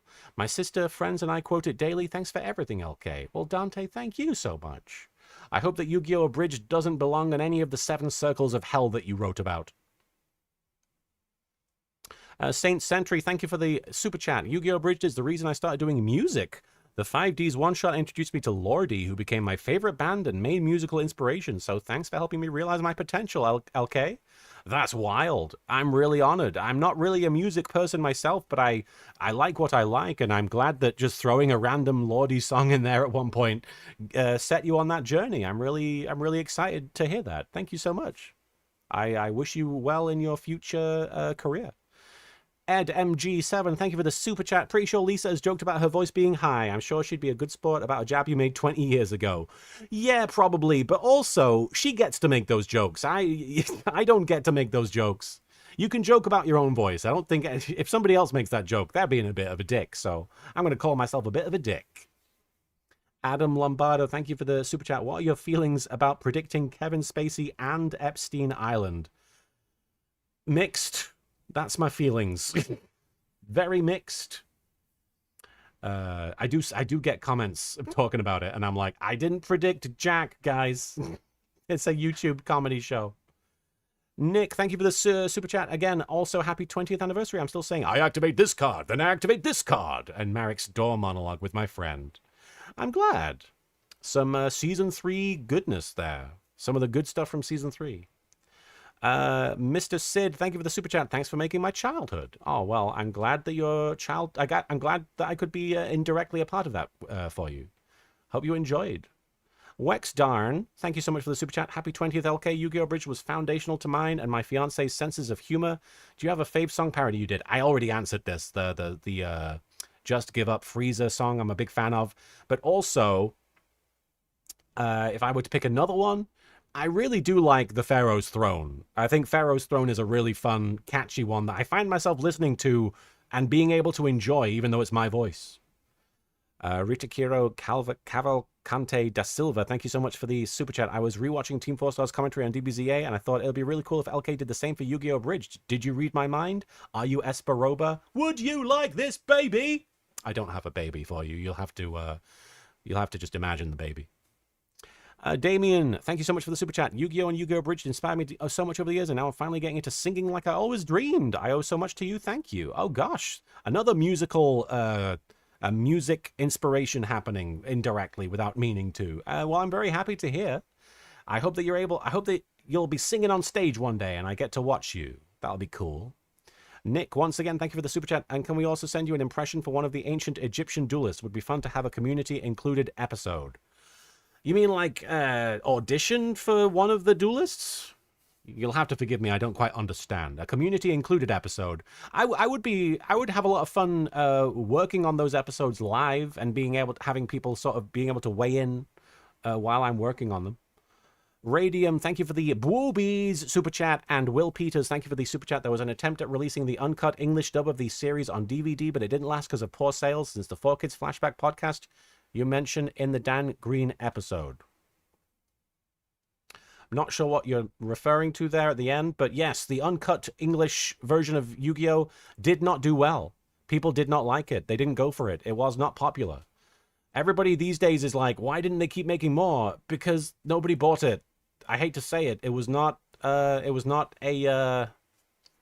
popular commodity. It was not a popular item. But I would have loved to have seen more of it, but it just was not something they could justify. I'm going to really quickly refresh this and see if there are more that I could read really quickly before we jump into the next episode. You bought Crime O'Clock? Oh, Bedinsis, I'm glad to hear. I hope that you enjoy playing that. That was actually a really fun game, I thought. I liked that it was a very cute puzzle game. Solvi plus Noiri, thank you for the super chats. Fave song-wise, since becoming a dad, I honestly sing Esperoba's "Would You Like This Baby" to my wife at least 5 times a week about our daughter. Hey, I just bet you, and this is crazy, but I'm Esperoba. Stan Cisco, thank you so much for the super chat. You were my intro to Yu-Gi-Oh! 7 years ago, and my classmates wouldn't shut up about you while we were studying in Japan. Thank you for culturing me. I feel like I've uncultured you, if anything. But thank you for sharing that with your friends. I hope that they weren't too intense about it. Noffy, thank you for the super chat. Happy 20th anniversary. It made me and my sibling bond very well. We can still quote Marek Plays Bloodlines Part 6 to each other completely. That is a lot. That's a lot of dialogue. JK, thank you for the super chat. Seal of Orichalcomylos, amazing Bants, legend. Well, thank you. Please avoid the Seal of Orichalcomylos if you can.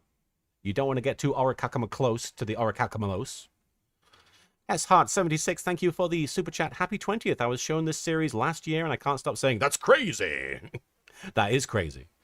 Love your work so much, I'm now a big Yu-Gi-Oh! Fan, so thank you. That's the best. My favorite thing is to hear people got into Yu-Gi-Oh! Because of this show.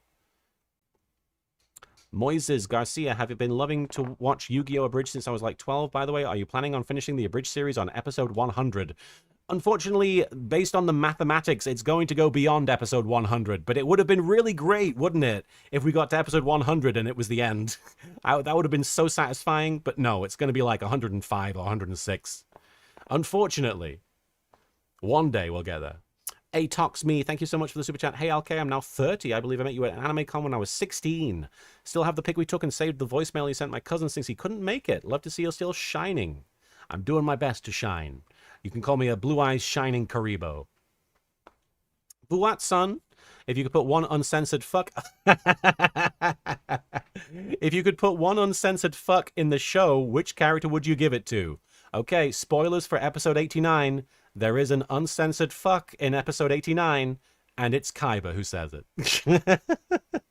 I'm not even joking. It's legit. It's legit. Tom DeMoose, thank you for the super chat. Met you back in 2016 in Leicester, Orichalco's cosplay group. Alistair, oh shit. Hope you're doing all right, my guy. Love you and God bless. Hey, the same to you as well, Tom. I hope you're doing well. And that's awesome that you were Alistair. I love to see that. Rissa, thank you so much for the super... Thank you so much for the super chat. I've been a fan from the first episode. The years have been super special awesome. Well, I'm glad they've been super special awesome. That's great to hear. And Stardust Warrior, thank you for the congrats on 20 years. All right. But yes, there is a uncensored F word coming up in the next episode. Keep an ear out for it. You won't have to. They actually react to it. Skip the Grand Prix arc. There's only one episode left. Grand Prix only has one episode left, and then it's over. If I skipped the one episode that was left, it would be, like, weird. All right, episode 4, Lord of the Cards, which is a lame title. It's a reference to Lord of the Rings that you're very quickly going to see is referenced in this episode. And I was like, what is funny? What is a funny version of Lord of the Rings? Lord of the Cards. Terrible. Terrible title.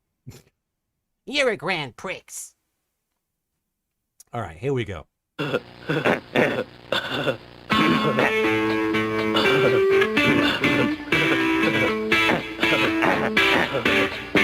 a big fan of that. I forgot they had a title of the episode as well. Oh, man. I was so...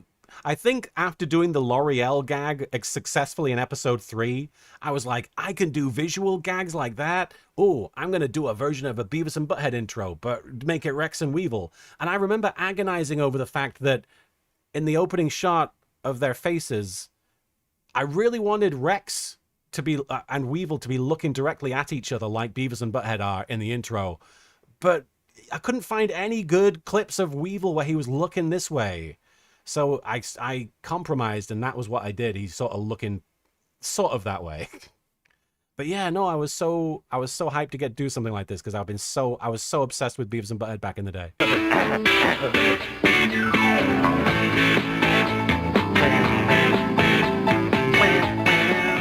Wow, an entire island all to ourselves. It's sort of like that book, Lord of the Flies. Only with a lot less subtext and a lot more card games. That's a terrible joke, because 1, he sounds like shit, and 2, why would Joey know about Lord of the Flies? I question that. Joey is not cult. Yes, doesn't it sound like a new microphone? I don't remember if it is a new microphone, though, but it sounds so different. Like, it sounds clearer. But I don't think it was a new microphone. I would remember getting a new microphone, but I don't remember doing that. It does sound clearer, though.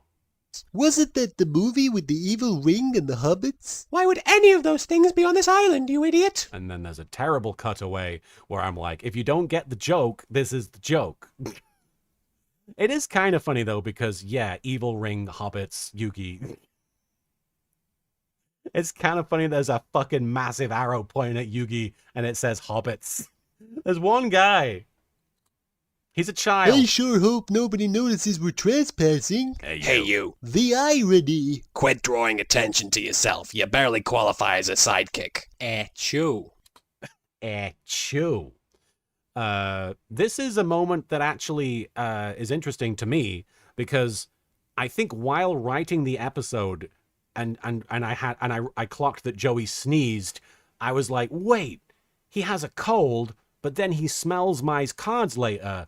That's a plot hole. That is contradictory. Now, obviously, there's every opportunity for Joey to clear his nose at some point. So it's not massively, counterintuitive. But I remember at the time being like, oh, I found a plot hole. You wouldn't have caught that cold if it hadn't been for Weevil. Will I be leaving the VODs up for people who can't watch live? Yeah, no, the live stream should be staying up. Absolutely. Actually, I wouldn't have caught it if you hadn't been a naive moron and handed him your most powerful cards. Jeez! No, it was definitely Weevil. He threw my grandfather's cards into the ocean, and I'll never be able to forgive him. It's sort of like the time Joey threw away a piece of your Millennium Puzzle. Yeah, except he forgave me for that. Right, Right, Yuke? Yuke? Sure, Joey. Sure.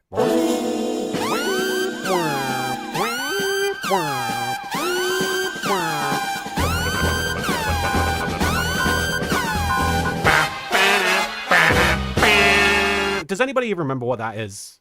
For those of you who don't know, Kill Bill, obviously, every time she locked in on somebody that had tried to kill her, that happened. And it zoomed in on her face and everything. But I'm sure there are some people who watch this and are just like, what is this music that's playing? It was, Posh Noodles, it was everywhere. The Kill Bill meme was everywhere at the time.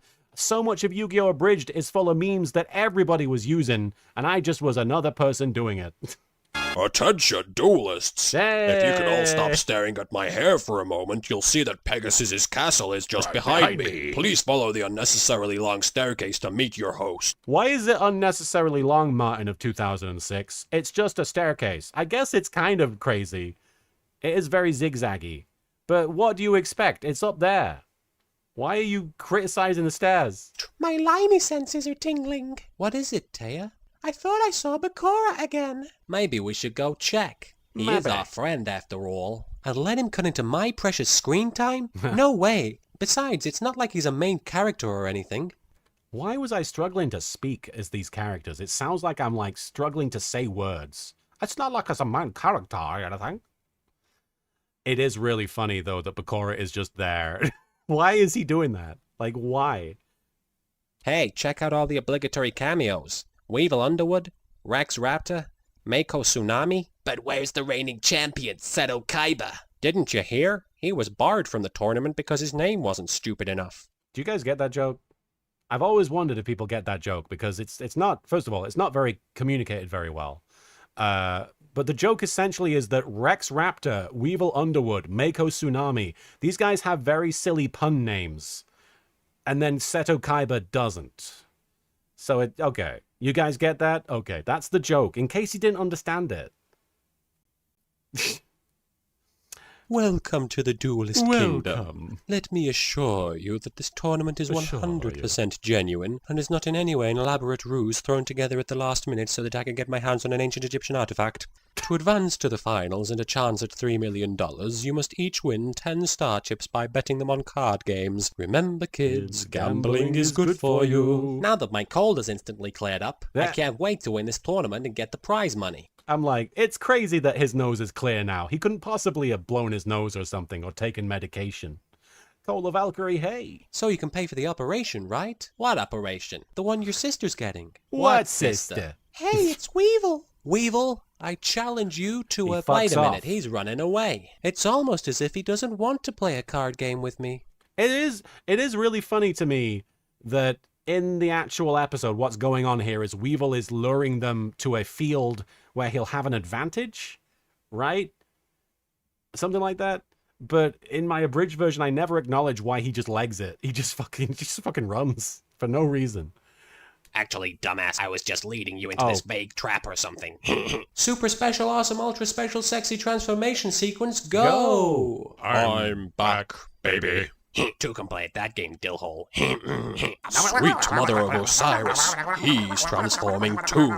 But who or what is he becoming? I am Cornholio. I need TB for my bunghole. You'll have to forgive me. Cornholio is funny. I don't care. I'm 5 years old. Time to duel, you strange, silly person. Are you threatening me? I summon my generic And then insect. he's not Cornholio anymore. Wow, look at all the phallic imagery. What are you talking about, Taya? What? There ain't anything remotely suspect about this duel. Now, Yeah, no, I had to sort of stretch things a bit. Because back then I was like, it's funny to reference penises. But here, I try and use like specific imagery from the duel, like the bee with its stinger. Look at all the phallic and then imagery. the horn of the unicorn. What are you talking about, Taya? But this is a real stretch. With the thing... There ain't anything remote... This bit. The worm going into the Karibo. First of all, I feel bad for that Karibo. That's not cool. Giving it a parasite and making it explode. I feel like that's the situation with all the vegetables right now. That's what happens to a Karibo if it eats lettuce at the moment. This duel... But yeah, no, I had to really sort of... I was kind of stretching the believability of what was a phallic image. now quiver in fear as my knight's mighty lance penetrates your moist cocoon. Huh, I guess you're right. I guess that must be what I was building to, was like, oh, there's a lance that stabs a wet cocoon. That's not very good.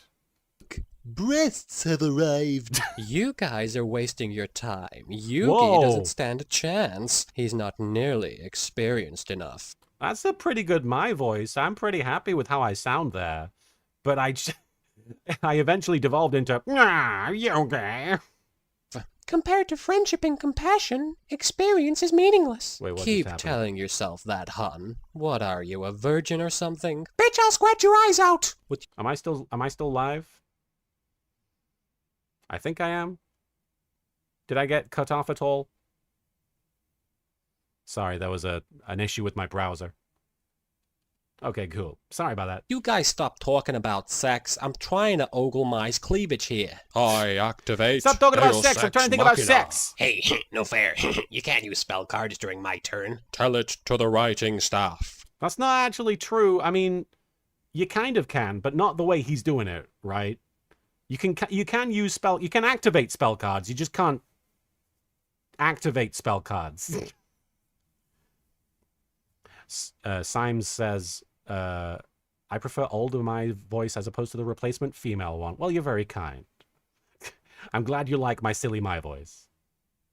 It's not a quick play. That's it. Quick play. Summon Skull. Destroy his cheap Mothra imitation. Ah. Yay! We were totally ineffectual. I lost and stuff. Maybe next time you'll think twice before forcing someone to part with their valuables. Now hand over your star chips and kiss my feet. Damn it. This card game sucks. Settle down, butt munch. Now, back in the day, well, I mean, back then when I wrote it, I thought Yami saying, settle down, butt munch, was a perfect ending line. And in my head, it still is, but that Yami voice back then, settle down, butt munch, it kind of loses something, but settle down, butt munch, like said very dramatically, is a funny joke.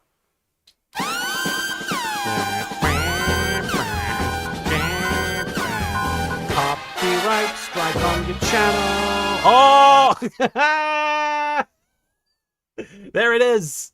There's the funniest joke in the show. What the fuck was I thinking?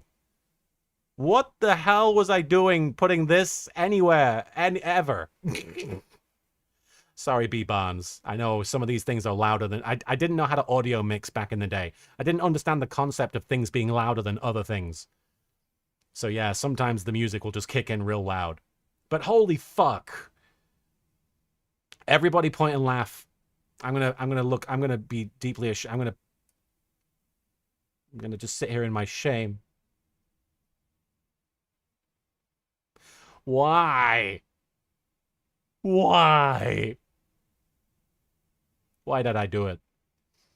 I'll tell you why. Because at the time, when I wrote this sentence, when I put this sentence out into the world and invited mockery, I really was releasing episodes every week. They really did come out every week. In fact, I think episode 1 and episode 2 came out within like 5 days of each other. Which is crazy when I think about it. I mean, it makes sense when you see them. It makes sense when you see them.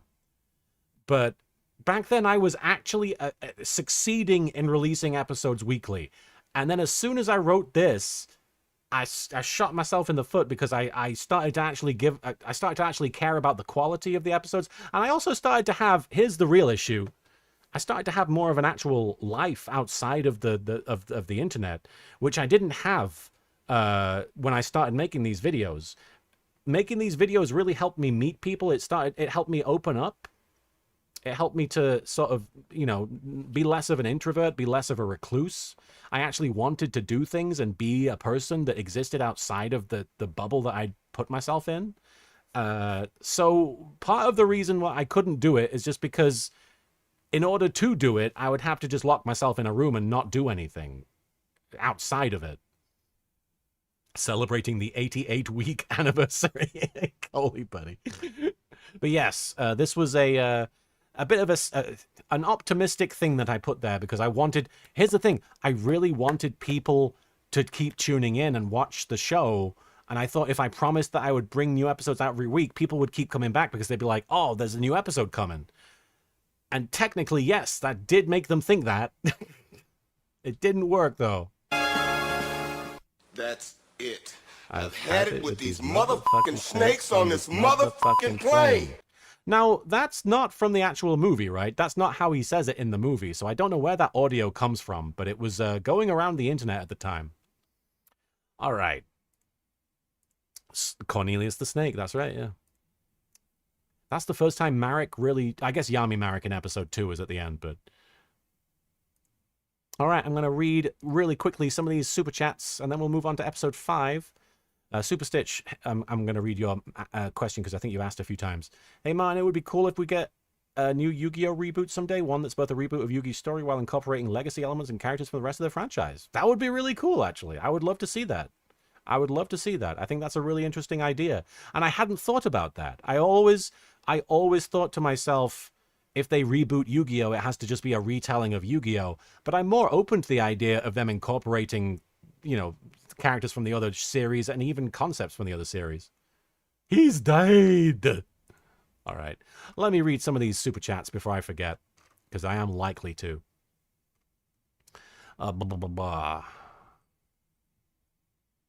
Sorry. Give me a sec. Elan Orifer, thank you so much for the super chat. Draw super chatto! Indeed.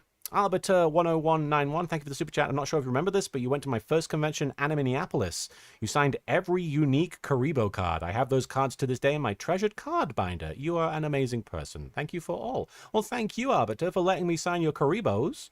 It's a huge honor. Anytime I get to sign a Yu-Gi-Oh! Card, I'm always very scared of it because there have been times when I've signed Yu-Gi-Oh! Cards and people have been like, what are you doing? You've ruined the collector's value by writing on the text. And I always feel terrible if I do something like that without realizing, because I know the cards are very valuable. I know there is a specific way you're supposed to sign them without making them not tournament playable. But I can never remember exactly how people want me to sign them. So I usually ask every single time someone gives me a Yu-Gi-Oh! Card, where would you like me to sign this? Because I never am sure where I'm supposed to do it. I'm glad I got to do that for your Arbiter. I hope I didn't ruin your cards. Delilah, thank you for the super chat. Congrats, I remember showing my brother your videos. You're the main reason I went to Anime Expo, got to meet you, and got a poster signed. Oh, heck yeah. I do and don't miss going to Anime Expo, because Anime Expo was always a very stressful weekend, but I got to meet so many cool people. Everybody was always very excited. Everybody who is at Anime Expo is excited to be at Anime Expo, which, you know, it's very hard not to have your spirits lifted by that. SXR123, thank you for the super chat. What's up, Lil K, longtime fan? If there was an episode you could go back and redo or add a joke to, what might that be? Gosh. Honestly, I don't know if we're going to get to it this stream. It was my goal to do it because I didn't know how long it would take me to get through 4 episodes. But episode 10 of Yu-Gi-Oh! Abridged with Panic, I think that's one of the worst episodes, if not the worst episode. Because I ended up cutting a lot of stuff from it because I just was like, this isn't funny. But even the stuff that's left over isn't funny, but at least it's short. So I've never been happy with that one. I've never been happy with the episode 10. I just think it's a dire episode. So I would love to just have another crack at that one. Aside from that, I wouldn't, having watched it just now, I wouldn't mind redoing episode 2 with Pegasus and the duel on the videotape, because there's a lot of fun stuff you could do with that, like rewinding and fast forwarding and stuff. Like there's visual effects that I just didn't have access to these days, back then, that I do these days, and I could do a lot of fun with. Hunter P. Brown, thank you for the super chat. Marigan Bakora helped me with my Final Fantasy VI Let's Play with the voice actors years ago. So did Slenderman, until Melvin came, possessed Kefka, and killed both of them. He'll do that. Then I had to hope they'll return soon. Hope happy 20. Brooklyn Rage. Brooklyn Rage to you as well there, Hunter. Thanks for the super chat, man. Lay, thank you for the super chat. Every year an old friend of mine asks me to send them a link to the song Marek's dad sings. Thanks for the 20 years of fine-ass madness. When you say the song Marek's dad sings, I assume you mean the Hunchback one? Or is that the one? Or do you mean the Cats in the Cradle? With the cats in the cradle and the millennium rod, my favorite Superman quote is kneel before Zod. Ed MG7, thank you for the super chat. In the 4Kids version, they go to an American high school. Joey probably read Lord of the Flies for class. Now, if he understands it, is another question. Man, there weren't many flies in that book. I was expecting way more flies. CM Origins, thank you for the super chat. Congrats on 20 years. It was an honor meeting you at WrestleMania Access in 2018. You loved my Team 4-star tattoo. It was a great memory. Thank you. Oh, hell yeah. I've never been to a WrestleMania Access before or since, so that was a special experience for me, and I'm glad I got to meet you. No, absolutely, it was really cool. It was kind of a random thing, but hell yeah, I do remember that. And Octo Squid, thank you for the super chat. Happy 20th anniversary. Love your GX videos. Watching Jaden grow on you has been great. Get your game on. No, yeah, for those of you who don't know, I'm actually a very late bloomer, but I'm a big fan of Jaden now. Jaden actually, I think, is a great protagonist, and I don't know if anybody else agrees with me, but I actually think GX is a better show at showcasing the card game. And I think anybody who'd seen GX would agree. Just the setting and the fact that the main character has a really good deck. Like, I don't know about Yugi's deck. I don't know how viable it is, but the heroes, they're so cool. The elemental heroes, I'm a big fan. Not just because of their big old dumpers, but, you know, it's a bonus. It's a couple of juicy bonuses. Leonard, thank you so much for the super chat. Happy 20th anniversary. What's your favorite meme that has come from this show? Favorite meme that has come from this show? Honestly, I really love the hair guy. The attention duelists. Like, it's probably not my favorite, but it's the first one that comes to mind because we just encountered him. That stuff, I was so happy that other people resonated and enjoyed the attention duelists guy. And in the script, I always wrote him as hair guy, and somehow that caught on because I always noticed that everybody else would call him hair guy. So I think I must have talked about that enough to be like, yeah, that's hair guy. Enigmatic Brothelo, thank you for the super chat. It is wild to watch the old episodes. Your VA work has evolved so much, man. Yeah, I hope my writing and editing have also evolved to that extent. Watching all these was a big part of my childhood. Thanks for the memories, man, and comedy. I still watch every release. Well, I hope you're going to enjoy the new release coming out later this month, episode 89. And for a spoiler, I guess, not really a spoiler, episode 89 is going to be called Yami Supreme, as a reference to the movie Marty Supreme. I don't think it has any basis for it, but I was like, that's a funny title to me. Yami Supreme. Rosa, thank you for the super chat. Animated adaptation of manga Battle Box, yay or nay? What is Battle Box? I'm not familiar. Sorry. Yay, though. Yay, why not?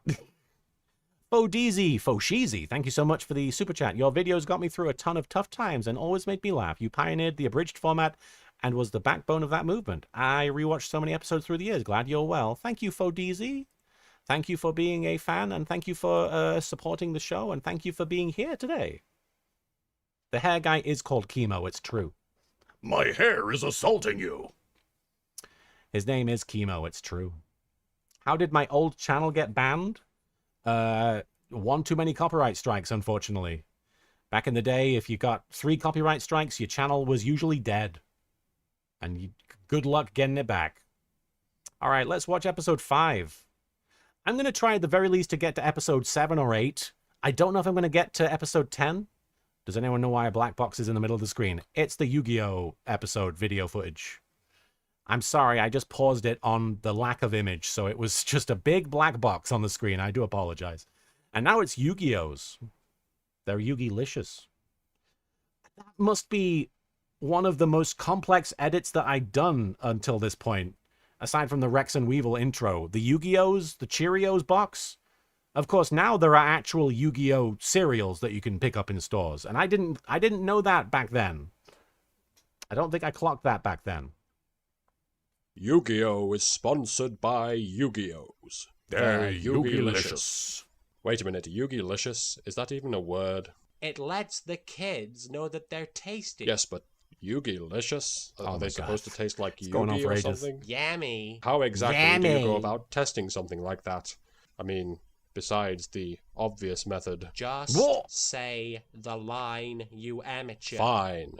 Yu-Gi-Oh's. Apparently they're Yu-Gi-licious. Okay, now where's my f***ing paycheck? Oh, the first intro sequence. I forgot.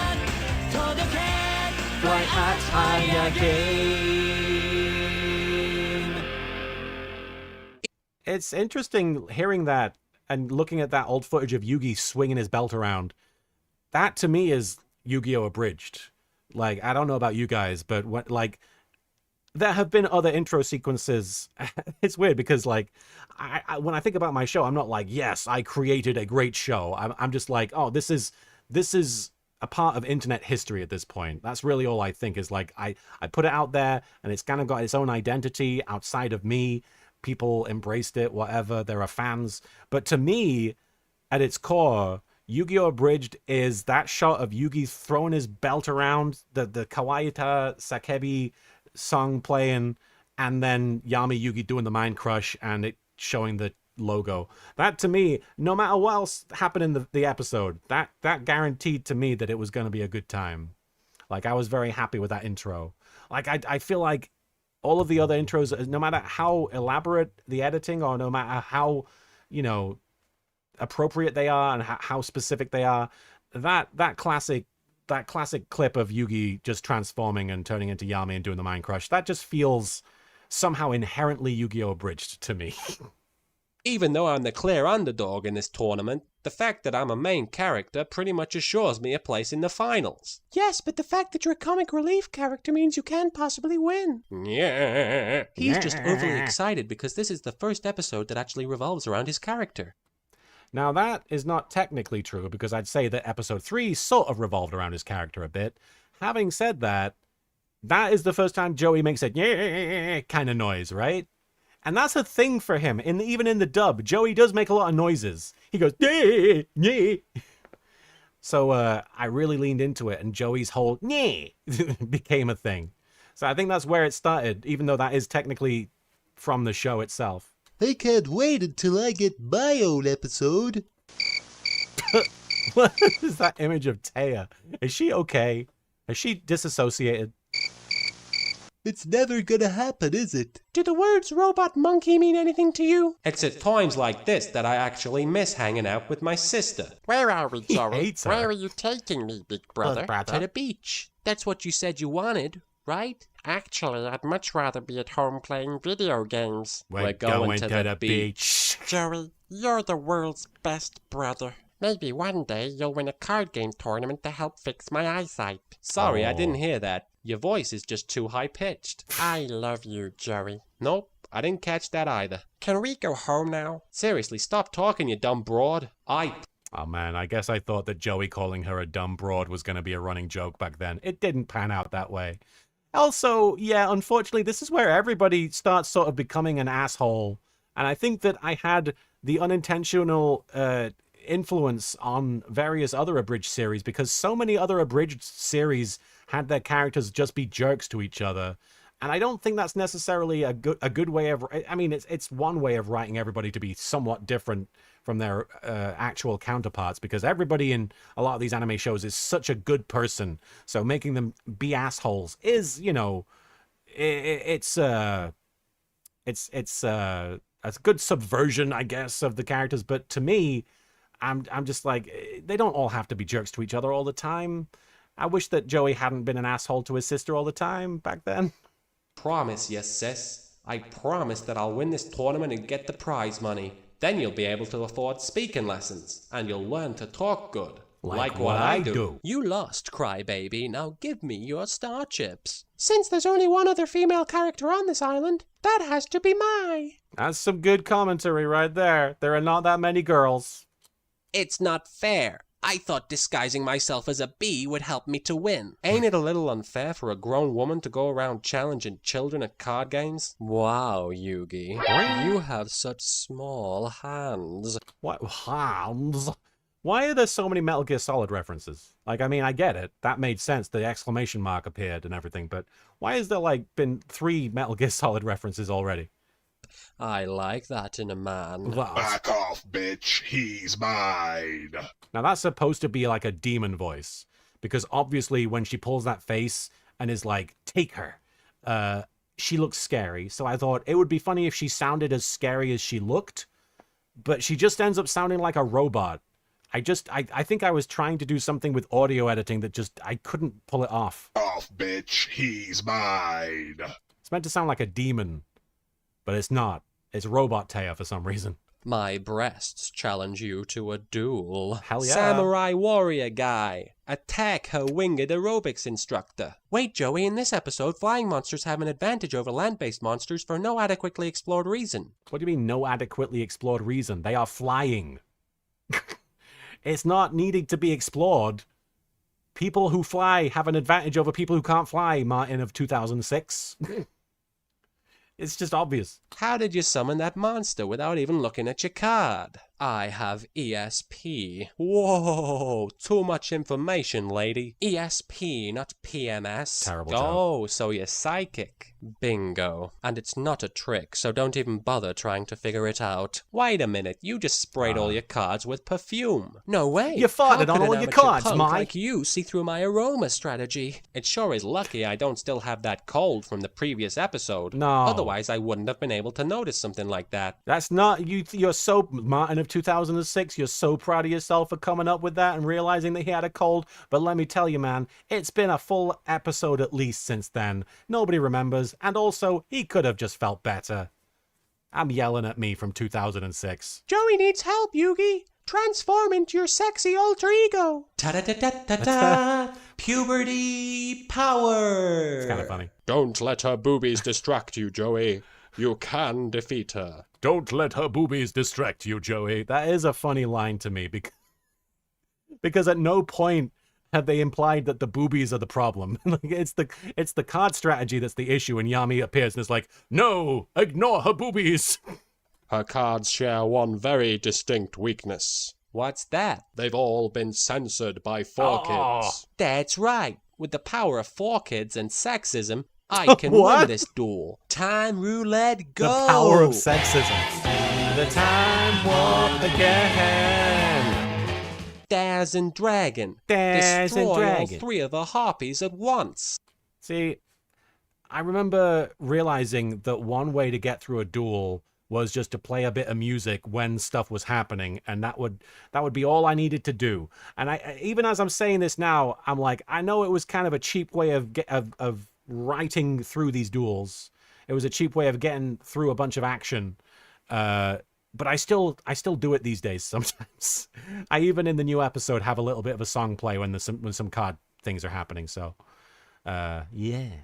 Doesn't anybody in this tournament know the rules to this game? How Tristan. could I lose Tristan. to such an amateur? Tristan calling people out for not understanding the card game rules. Where does he get off? That's just what you get for being a woman with girly parts. The Well power of done, sexism. Joey. You won your first real duel.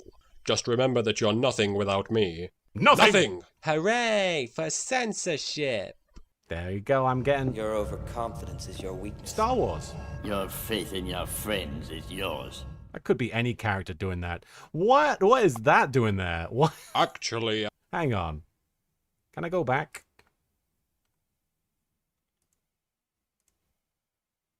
Yu-Gi-Oh! Is sponsored by Yu-Gi-Oh's. They're Yu-Gi-licious. Friends is yours. What? I guess I needed to get people hyped for Kaiba to come back into the show. You know what? I do this a few times back then, don't I? I do this a few times because I'm like, Bakura's reign is nigh, or something when Bakura's gonna show up. It's interesting. I guess I was trying really hard to just be like, hey, there's gonna be a really cool thing happening next episode. You gotta tune in. Get hyped. I would never do that these days. I mean, not this way. I'd probably just have the character appear and be like, yes, it's me. But back then it was just like, look, it's Kaiba. He's gonna be in the next episode. Weird. It's just it's not even like it's a bad idea. It's just a weird way of doing it. Just putting text saying, there he is. Imagine if they were like Team 4-Star, they were like a picture of Frieza and saying, he's coming. Do this for the next episode when Bakura returns. And when Kaiba isn't on screen, everyone should be asking, where's Kaiba? All right, I'm going to check these super chats real quick because you guys have been very generous. I do appreciate how kind you guys have been throughout the stream today. I don't think there's been a lot of super chats since, although there's been a few. Cheese Samurai with a food-based question. Thank you for the super chat. Is a hot dog a sandwich? I'm gonna say no, it's a hot dog. Like, I don't think, I mean, I'm not really, it's not a serious answer. I don't feel passionately enough about it to have a serious answer for this. But I just don't think of a hot dog as a sandwich. I don't look at it and immediately think sandwich. I don't know why. Is that actually contentious? It's a taco. Is that? No, I'm too English to think of it as a taco. I'm sorry. We don't have those in England. They just don't exist. Nobody knows what a taco is in England. Certainly not. They don't know how to pronounce it. Damn, it's RJ. Thank you for the super chat. Discovered YGO Abridged in the mid-2000s during high school and still have my autographs from the Card Games for Charity 6 stream. Thank you for all you do. Oh, thank you so much for giving during that charity stream. Thank you so much for that. I'm really glad to hear that. And thank you for still being around. KS, thank you for the super chat. Can't wait for more GX reacts. What theme song do you prefer? Get your game on or it's time to duel? I mean, it's always going to be the Duel Monsters theme. Honestly, I think the second version of it, where it has kind of a remix quality. The second version of the Duel Monsters theme, not the sort of, but the one where it's like dun dun dun dun dun dun dun dun dun dun dun dun dun dun dun. That one, I love that one.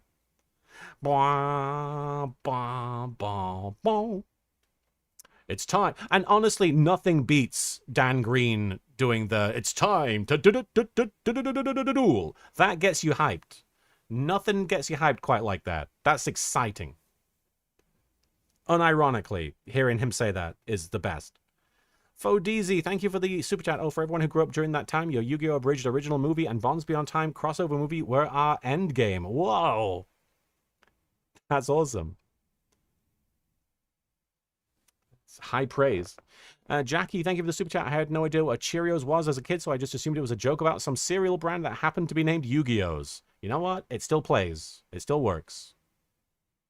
WC Wit, thank you for the super chat. Happy 20th. Which of the abridged movies you've done is your favorite?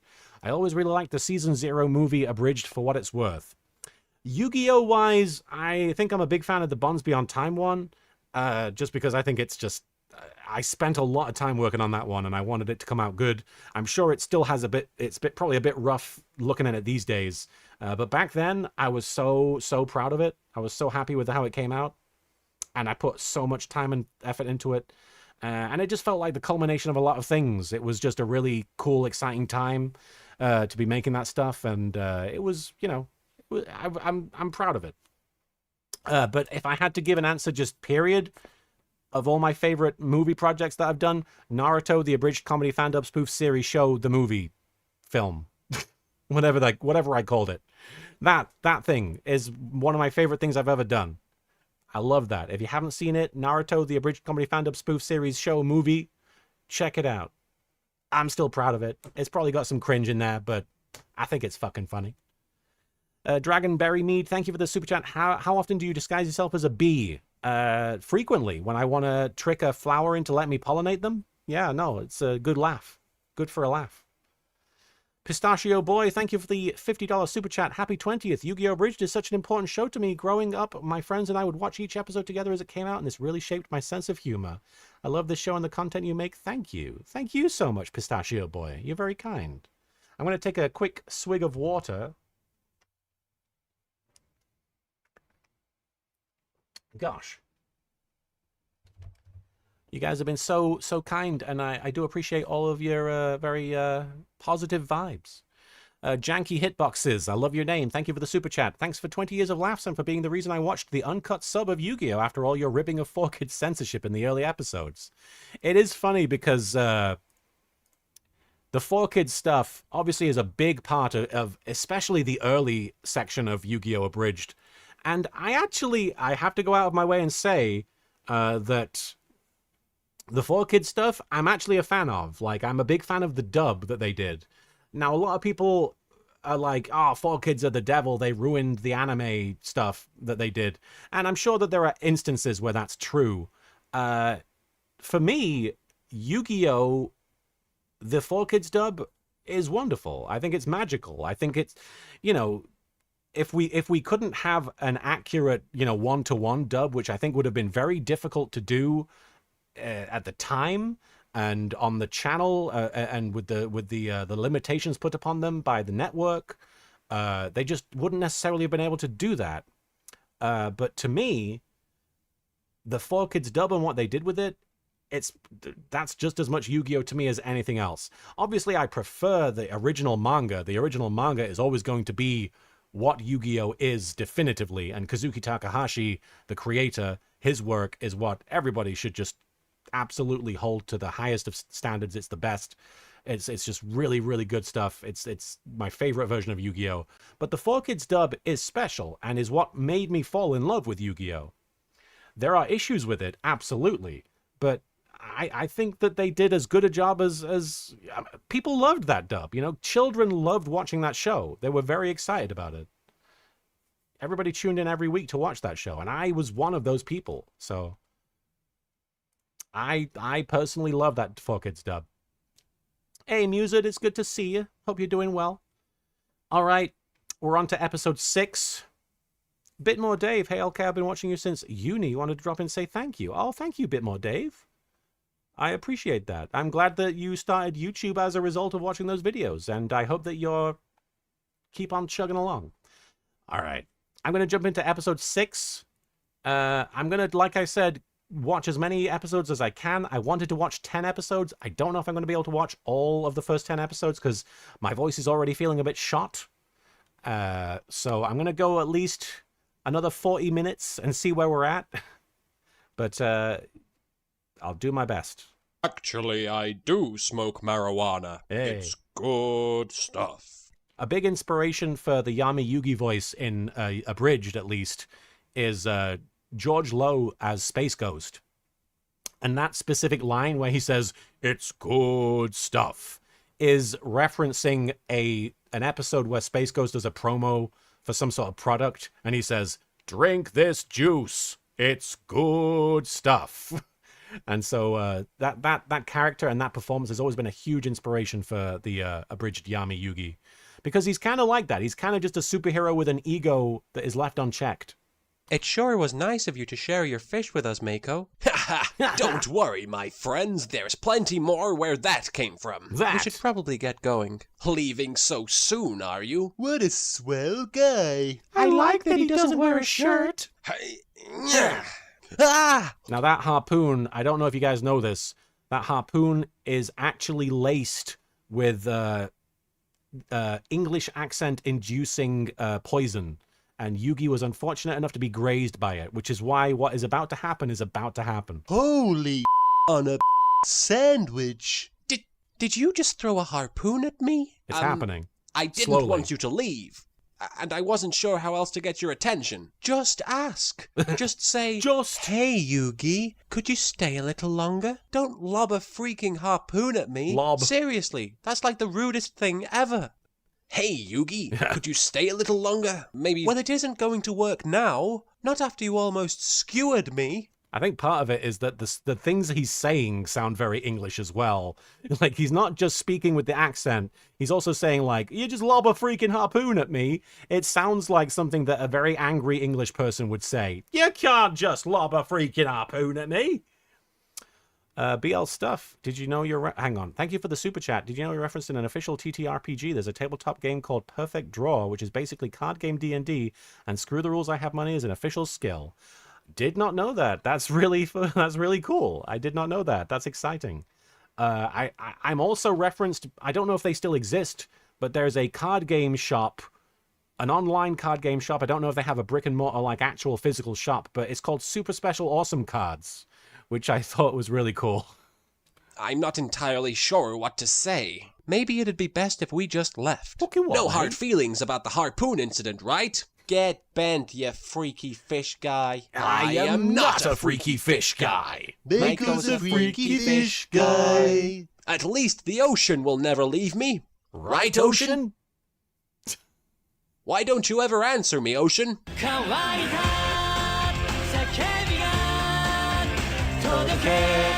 us high again. Now, what's it? Oh, the Mission Impossible song. Now, what's always interesting to me is that I think that scene is really, really funny. And I did end up missing that. I did end up regretting a little bit that I didn't do a full version of the Mako and Yugi duel, which I did revisit for an April Fool's video. But that whole scene where Mako is like, he throws the harpoon, and I was like, what would people actually do in real life? What would people actually, how would you react in real life if somebody just threw a harpoon at you and said, you're going to play a card game with me now? You would leave. You would not stick around. You would not want to be around that person. So back then, I was very proud of the fact that, and honestly, I don't think I had the intention of just skipping that duel. I think I really just wanted to tell a funny joke. And to me, it was funniest if they just left and didn't duel him. So I really do like that scene, and I really think it works as a prologue. I actually think it ended up doing a bit more damage than I realized, and I don't mean like in a serious way. But there were other people who made abridged shows, like the Naruto abridged that Masako X and Vegeta 3986 did, where they would skip episodes that they didn't want to abridge. And you know, there are times when that's appropriate, and I'm not criticizing them for this. Like, if you just can't think of anything to do with an episode, by all means, skip it. But I always felt like it was like, oh, but you should try and make something funny out of it. You can't, if you just skip around, you're going to waste some really, really great moments that could provide really great comedy. And I ended up doing that myself when it came to the Duelist Kingdom finals. I skipped so many duels just to be like, whatever, these don't matter. And I hate that I did that. I hate that I ended up doing basically a montage in place of actual comedy. So when people say you should just skip the Grand Championship Kaiba tournament, I really didn't want to do that. And this is something that I was encouraged to do by other abridgers that I really respect. People came to me and said, no, don't waste your time with the Kaiba Cup Grand Championship. That's just filler. Just skip to the end. And I was like, I know why you're saying that, but I really think that there's comedy here that can be mined, and it could actually create really good episodes, and I really committed to that. And I personally think that the final, the last like 10 episodes or so of the Grand Championship have been really good. I've been actually really proud of them, and I'm really happy that I didn't skip them. So I'm glad that I ignored people, not peer pressuring me, but insisting that I shouldn't do it. Yeah. Mokuba, Mokuba, Mokuba, Mokuba, Moku. I probably should have thought this through. Oh, my neck. Ow. Man, I sure am glad I'm a cartoon. That's probably the closest I come to an actual performance. Like, there's not many episodes previous to this where the characters are, like, viscerally reacting to pain. But there, Mokuba is, like, falling and then landing in a bush and being like, so that is probably the closest in these early episodes I've come to actually performing. That Mako guy was a fucking psycho. It's enough to make you appreciate that Pegasus fella. Attention, duelist! Sorry, attention, duelist. That's so funny. Yugi with a big smile on his face saying, that Mako Tsunami is a fucking psycho. I find that very funny. I'm sorry. I've been very down on my humor up until now, so I want to acknowledge that that's fucking funny. My hair is assaulting you. I'm actually going to do something for once. My voice gives me super strength. Yes, but my hair gives me the power to defy gravity. Oh, the humanity. I somehow found out that this kid doesn't have any star chips, so I'm going to throw him off the island. Cool. Let's go watch. Tristan's on a fucking roll. Tristan there with some great jokes, and also one of the best lines of the show, which is my voice gives me super strength. Like I'd be lying to myself if I said that joke wasn't probably defining of Tristan as a character and defining of Yu-Gi-Oh! Abridged as a show. My voice gives me super strength has transcended all of that shit. In fact, it gets to the point where I meet voice actors who kind of love that quote, even though they don't know what Yu-Gi-Oh! Abridged is. So yeah, I have to give kudos to Tristan saying that, and I guess to me for writing the line. It's just so funny, because, like, why is he able to throw this huge man? Oh, his voice does that. Get in there, you little runt. Hey, don't rock the boat, Butt Munch. But I didn't lose my star chips. They were stolen from me. I swear it on the life of my pink shirt. Pink shirt. Don't worry, we'll get your star chips. The life of my pink shirt. You'll bring them back to me? I never said that. Thanks to this awesome disguise, you'll never be able to figure out my identity. Hey, it's Kaiba's shrill-voiced little brother. You'll pay for what you did to my big brother, Yugi. It is weird that Mokuba's trying to disguise himself. They don't know him, right? At least in this version. Seto, what's wrong? They wrote my character out of the show, Mokuba. But No they didn't way, because I'm here. but you're Yugi's arch rival. And I haven't been in a single episode since he defeated me. Since he's the star, he thinks he can hog all the screen time to himself. This is probably a good time to mention that the way I write Yu-Gi-Oh! Abridged, and I still do it to this day, the characters know they're in a show. I kind of intentionally write it so that they know there's a script, that they're characters, that they're performing, that they are going through the motions of a story, that there's going to be an ending at some point. They know about this. They're self-aware. And the reason I do that is because I grew up with shows like Tiny Toon Adventures that very specifically did that sort of thing. The Tiny Toons characters were like, well, this is in the script, so that's what we're doing. And I thought that was the funniest thing. I used to read like the Beano comic and the Dandy back in England, and the characters were always kind of like doing meta commentary on everything that they were doing. And to me as a kid, I was like, whoa, that's crazy that they know that they're in the show. But I was always very entertained by it, and it always seemed to be something that if I were to write a parody, I would want the characters to sort of be aware of the fact that they were in this series, because it would just give them an extra opportunity to make jokes about it. And so when you hear Kaiba be like, oh, they wrote me out of the show, that's because to me, that's funnier than him having a depressive episode because he lost a card game. Oh yeah, The Office is kind of like that, I suppose. I mean, just look at Bakura. Who the hell is Bakura? Precisely. I got harassed by so many Bakura fans. I mentioned it earlier, but stuff like this did not help. Now I'm going to hide in some undisclosed location. You stay here and guard my multi-million-dollar company while I'm gone. Okay, thanks. But Seto, what if an evil group tries to take over while you're missing? Oh, come on, Mokuba. What are the odds of that happening? So let me get this straight, gentlemen. Now that Kaiba Boy has gone missing, your evil group wishes to seize control of his company. That is correct. I f***ing knew it. I'm sorry. It's been so long since I've seen these. That is funny that he just says the exact thing that Mokuba said. And they all go, that is correct. Honestly, just the very dry description of everything, even in these terribly edited, terribly voiced episodes, it is kind of funny to hear them just be like, this is stupid.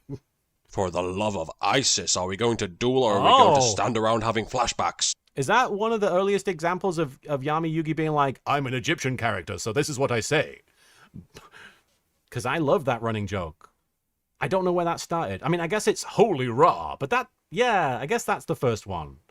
When he goes, Holy Raw. But no, I love that evolves into like Yami Yugi just being like, I say an Egyptian thing before I say what I'm going to say. He said Osiris in the Weevil episode. Okay, yeah, no, you're right. There's been a few before this. Thanks to you, Pegasus abducted me, and my brother's company is about to be taken over by corporate suits. I love that clip of Mokuba flailing. I'm gonna get you. All because I beat him in a card game. That's right. You're some kind of moron, you know that? A moron who's got all your star chips. Damn, that kid moves fast. Well, no, Stealing makes everything better. Wait, Mokuba. You mustn't do this thing. Think. What would your brother say if he saw you now? Well done, Mokuba. Now steal something from Joey, too. Okay, but what would he say if he wasn't a complete douchebag? Now that clip of Kaiba popping up and saying, well done, Mokuba, now steal something from Joey, too. Obviously, not a great edit. Back in the day, it looked okay. But at the time, I was really excited about it because again, much like the L'Oreal edit, I was able to superimpose a clip of something onto the footage that already existed. Now here it's just Mokuba standing there not doing anything, but it felt so cool to me that I could make it kind of look like Kaiba was popping up and talking to Mokuba like this. It really felt exciting, like even though it's, again, a pretty basic edit by today's standards. Okay, but what would he say if he wasn't a complete douchebag? Especially in Windows Movie Maker, You're right, Yugi. I'll return all the star chips. Just as long as you let my brother back on the show. That's fine by me. And maybe you could give Bakura a bigger role too. Don't push your luck, kid. First of all, why is Yami so mean about Bakura? But second of all, why does Mokuba want Bakura to have more screen time? What's that about? I don't know who that is, but I really want him to do okay. I've designed these new hologram doohickeys so they'll help me defeat Yugi. I'm sure the cold hand of science will be able to overcome his magical powers. Don't move a muscle or we'll shoot you with our invisible guns. I'm too rich to die. There's no way he could have survived that fall. Actually, I seem to be okay. Nope, he's definitely dead. You guys are idiots. At least we're not dead like you. Okay, this is a really good episode. And you know what? This, for a long time, was my favorite episode. I've just remembered. Whenever people would be like, before episode like 30 or so, when people would say to me, what's your favorite episode? This was my favorite episode. I think that it holds up really well even now, because I'm chuckling. You better not be stealing my deck up there. He won't be needing this now that he's deceased. We brought the star chips. Rejected. I'm glad I took all those child-grabbing classes. People still reference the child-grabbing classes. I know people who talk about child-grabbing classes every so often in casual conversation, and but when I first wrote that line, it made me laugh, and I didn't think it would make anybody else laugh. The only reason he says it is because he grabbed more than one kid in this episode. And so I was like, he's doing that a lot. I guess he took classes to learn how to do it. So I'm a big fan of the child grabbing classes. Does that joke come back? I forget. Does he talk about child grabbing classes in later episodes? I feel like that's a thing. But if it's not, then that just is a testament to how that joke holds up. Unhand him, you nameless henchman. Hey, he has a name, it's Hair Guy. Be at the dueling field in a few hours and we'll discuss it. Oh yeah, this is true. This is how... This is accurate. Listen, no. Attention, duelists. I'm still not going to unhand him. What a pointless interlude. Now, the reason I make that joke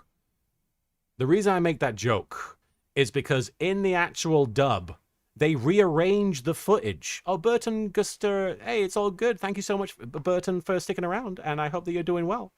Thanks for watching since middle school. So, in the dub version of this episode, they rearrange the footage. They make it so...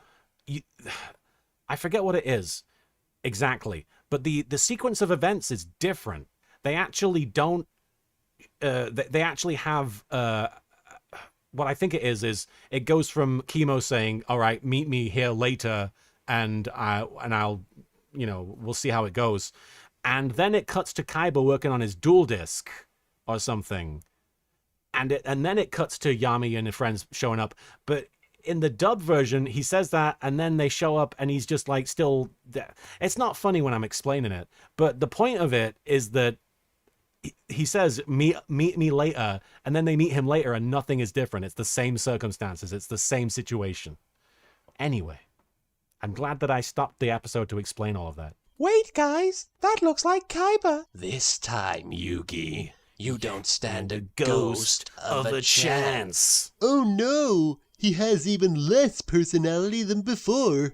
That's not true. Kaiba has a lot of personality. He's just a dick. I sure hope Yugi brings my star chips back soon. Shut up and row, dumbass. Rock the boat. Don't rock the boat, baby. Rock the boat. Don't tip the boat over. Rock the boat. Don't rock the boat, baby. Rock the boat. Hey, Field Explorers, it's great to see you in the chat. This is an excellent time to walk in. I was actually watching the dub of this episode last night. The dub of episode whatever this is. Oh, heck yeah. No, it's a weird one because this is... My name is Marek. Hey! I don't care. What if I told you I had exclusive knowledge of certain secrets? I don't care. Once I possess what I desire, the Millennium Rod will mean absolutely nothing to me. Zoom in. I don't care. You were watching the dub of those ones? It's interesting because this whole area of the show is confusing in the dub, especially because they want you to believe that Kaiba's dead, but they also don't want you to believe that at all, because that death is scary. It's a scary concept. So they undermine it quite a bit the way they present it, because the whole time Yami's like, I don't believe you. That's not true. You are not Kaiba. He's alive. Whereas in the Japanese, I think it's somewhat different. I think it's like, I think it's more, it's less called out. It's more vague. You're supposed to be led to believe that he could be dead. Whereas in the dub, it makes it pretty clear that he's not. Why is Blue Eyes always melting? I mean, if you got a Blue Eyes White Dragon, don't you sometimes just want to see it melt? Don't you just sometimes have that urge to melt a Blue Eyes White Dragon? That is Marek's voice, his actual voice. His actual sexy evil voice. The dub seemed to be trying to build up Kaiba being alive as a huge reveal. There was special music and everything. Maybe I'm wrong. Maybe I'm remembering it wrong. But I do know the music. You're talking about disappear, out of here. It was time to pay my dues. Never guessed that you'd be dressed in my clothes and in my shoes. Hey, take my shoes off. Those are my shoes. All right. Let's read some super chats real quick since we're between episodes. We've got so many super chats. You'll have to forgive me. I'm going to do my best to get through these as quickly as possible. Ashton, thank you for the super chat. Can't stay long, but wanted to support. Much love. Doodle la la la la la. Also, hope you are feeling better. I am feeling quite a bit better. Thank you, Ashton. I do appreciate your support. Squally, thank you for the super chat. Seto Kaiba will return in Avengers Doomsday. You know what? I would much rather Seto Kaiba be playing Doctor Doom than Robert Downey Jr., personally. I mean, the jury's out as to whether it's bad casting or not, but I think it's weird casting. Seto Kaiba I would be more okay with. Super Andy ACS, thank you for the super chat. Happy 20 years. Dude, my favorite episode of Yu-Gi-Oh! Abridged is episode 18 with the Pegasus duel. Blah, blah, card games, blah. My sister and I quote that episode to each other all the time. Oh, heck yeah. Thank you for watching, and thank you for quoting it with your sis. Cheese Samurai, thank you for the super chat. Would you rather have antlers or a tail? Probably a tail, because I feel like antlers getting through doors would be a whole hassle. And also, tails are cute. Ryoko from Tenchi Muyo has a tail, and she's cute. She's hot. She's cute and hot. She's cute. Pridelander06, thank you for the super chat. Congratulations on 20 years. Which of the spin-off shows was your favorite to work on? Of the spin-off shows?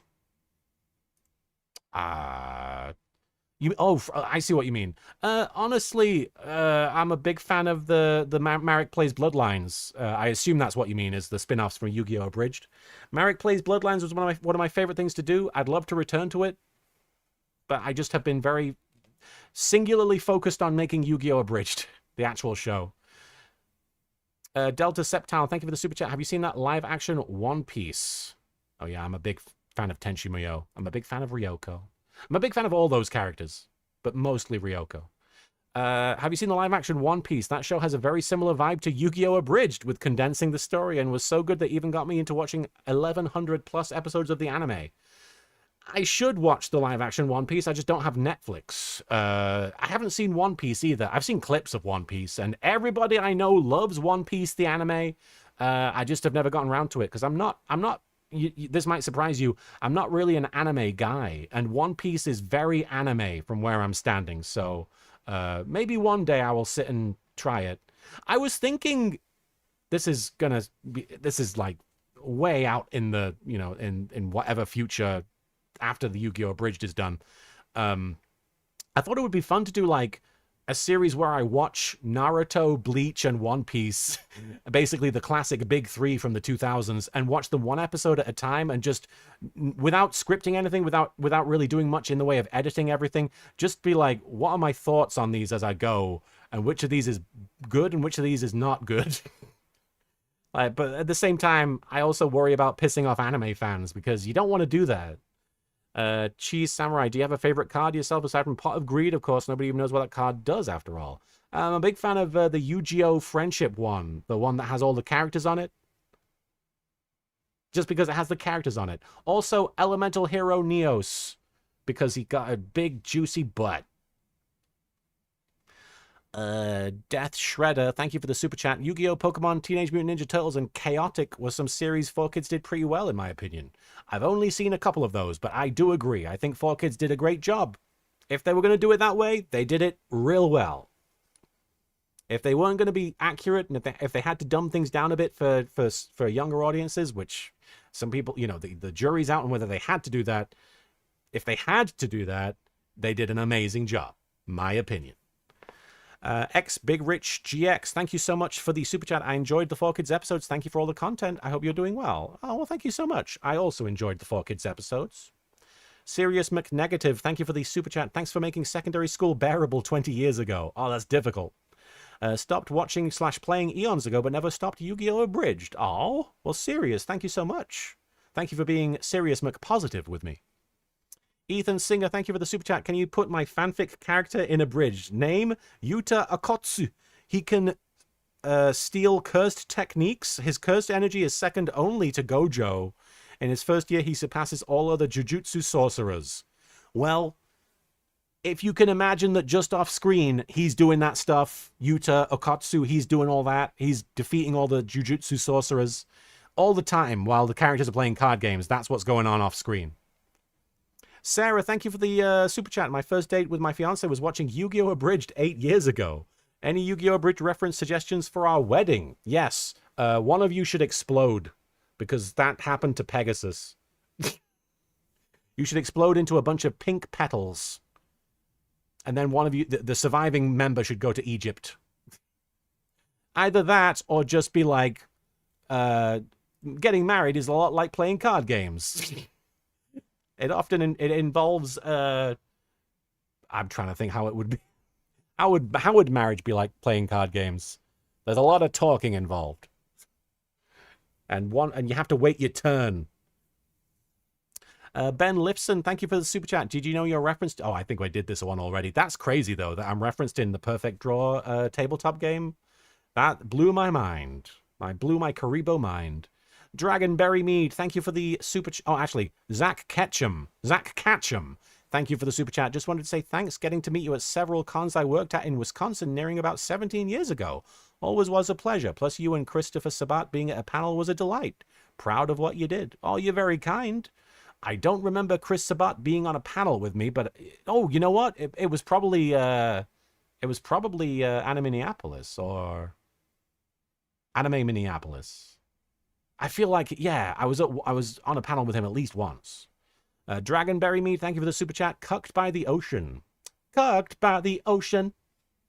Butterbot, thank you so much for the super chat. Remember when Lil Karibo could barely voice act? Yes. We are remembering it. We're living it right now. Russell Kurashige, thank you so much for the super chat. I don't really hate the 4Kids actors. The actors were good. Most of my problems come from the scripts and the practices that created them. You're not wrong. I completely see where you're coming from. There is unfortunately an inherent issue in that they dumbed the project. They dumbed things down. They made it appropriate for a younger audience, which to them meant, you know, things had to be you had to be hit over the head with plot details, and they had to change certain things to make them, you know, less serious, and, you know, death couldn't happen, which, you know, I get it, but it does kind of suck. Misconduct 24, thank you for the super chat. I appreciate all the laughs. You've given us over the years. Well, thank you for all the laughs that you've given me over the years. Andrew Brown, thank you for the super chat. Is Cornelius the Snake a black mamba? Is this to go with the Kill Bill stuff that we were talking about? I don't know what kind of snake he is. I actually don't know. Does anyone know in the chat what kind of snake Cornelius is? He is a friend snake. He is friend-shaped snake. Dragonberry Mead, thank you for this super chat. Attention duelists! I love Hair Guy. He is great. Although if you were going to say it correctly, it would be, attention duelists, my hair loves the Hair Guy. Ben Lifson, thank you so much for the super chat. Also in Duel Links, Tristan's ability is super strength. Yes. I'm 90% sure that that is absolutely a reference to Yu-Gi-Oh! Abridged, which is weird that there is an official Yu-Gi-Oh! Product with a reference to my show. I apologize, I'm not sure how to say your name, but Joao Anes, thank you so much for the super chat. I do apologize if I'm butchering your name. Wanted to leave my appreciation for the outros. So many of them were my gateway into Adult Swim and niche stuff back on my formative years.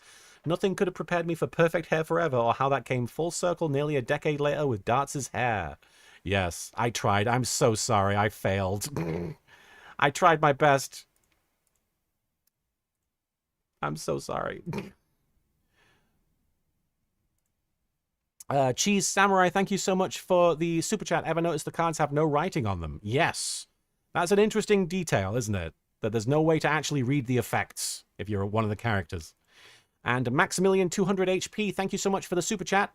Been a fan since 2009. Thanks for all your devotion to what you do. Well, thank you so much for your devotion. I do appreciate your support, and thank you for being here today. And thank you for the super chat. Thank you for all the love. I'm going to really quickly read what's left here. There's a few more. There's a few more. Oh gosh, there's more than I thought. I'll quickly do these. Zaki Bounce, thank you for the super chat. Was 13 when I found Yu-Gi-Oh! Abridged. Now I'm 33. Thanks for the memories. You've been watching since the beginning then. Wow. 13 going on 33. Aussie Dragoon, thank you for the super chat. I'm pretty sure I learned about Yu-Gi-Oh! Abridged from stumbling across its TV tropes page, and I joined near the end of Duelist Kingdom.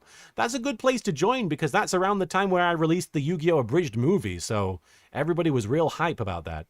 I always wondered what it was like to be a fan of mine around that time because I ended the first season and then I released like the final three episodes and the movie all in the same day. And I was like, there you go. Enjoy. And I just thought, oh, that must have been really crazy for people who just had no idea that that was going to happen. Nine Arachna, thank you for the super chat again. I recently accidentally rewatched the first season of the show. I put it on to fall asleep to, and suddenly it was 8 a.m. and I was watching Joey and Yugi finish their duel. Yeah, no, it's one of those shows that just it's easy to binge, in my opinion. Like Yu-Gi-Oh! Is just a lot of card games, and so once you're done with one card game, you want to watch what happens next. Ashton, thank you so much for the super chat. My GMA had to deal with me constantly singing Pharaoh's Throne, Brooklyn Rage. That poor woman still references it. Thank you so much for making a core piece of my childhood. Now I get to show my kids. Made it back. Oh, that's awesome. I hope your kids enjoy it and aren't like, why does it look like ass? Hinoe, thank you so much for the super chat. Happy 20th. I've been watching since I was in elementary school. I love the Stand By Me parody. Long live everyone's music careers and Lady Gaga. Yes. I think that should be the end of everyone's super chats. Long live Lady Gaga. Katie Olsen, thank you so much for the super chat. Have you ever met Dan Green or Eric Stewart? I'm looking forward to seeing the Millennium World arc abridged, especially jokes on Zork's design. I'm so excited for Zork to show up in the actual abridged series, in the actual narrative. I introduced him in like episode 9, and then he's just been a running joke, and he's not showing up officially. Have I ever met Dan Green or Eric Stewart? I've met Dan Green. He's very nice. He is so kind to his fans. He will stick around and sign autographs as long as it takes to get through everybody. He's a really kind person. Very impressed by Dan Green. A very giving, very talented guy, and obviously synonymous with Yu-Gi-Oh! I haven't actually met Eric Stewart, and I'm going to acknowledge Eric Stewart, not a fan of Yu-Gi-Oh! Abridged, and I get it. He put a lot of work, he put a lot of blood, sweat, and tears into the show. He was the director for most of the dubs, so I completely understand why he would not enjoy somebody poking fun at, ribbing the quality or the content of something that he put a lot of his life into, you know? So I've kept my distance from Eric Stewart, and I'm trying to keep a respectful distance, but I have nothing but love for Eric Stewart. You know, the guy, like I said, he put a lot of his love into the show as the director, but he's also Seto Kaiba. And how can you not acknowledge that that's an incredible performance, an incredible character, and just iconic, you know? Like, I nothing but good things to say about Eric Stewart. I understand where he's coming from, ultimately. Miss Smiles Saz, thank you so much for the $99.99 super chat. Wow, that's a lot of nines. Thank you. Found YGO Abridged in high school 2010. It was an absolute joy to watch, and I still quote it with my husband to this day. It's amazing to see everything you've accomplished. Congratulations on 20 years, and thank you for all the laughs, inspiration, and Lady Gaga song parodies. I'm glad that a small part of me is synonymous with Lady Gaga. I feel like I really accomplished something. If people think of me in the same breath as Lady Gaga, I'd done something right.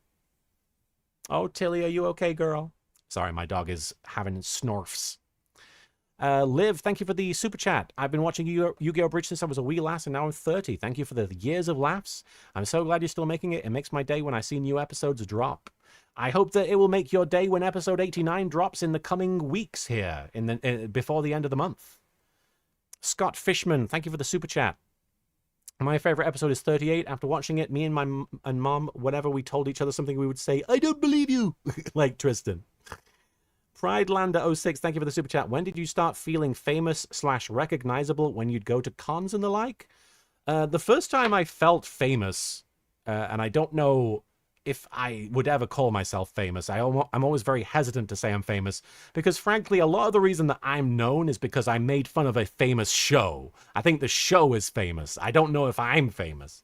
But the first time I felt like that was I was on a bus, and I was on the top. It was a double-decker bus, and I was on the top deck of the bus.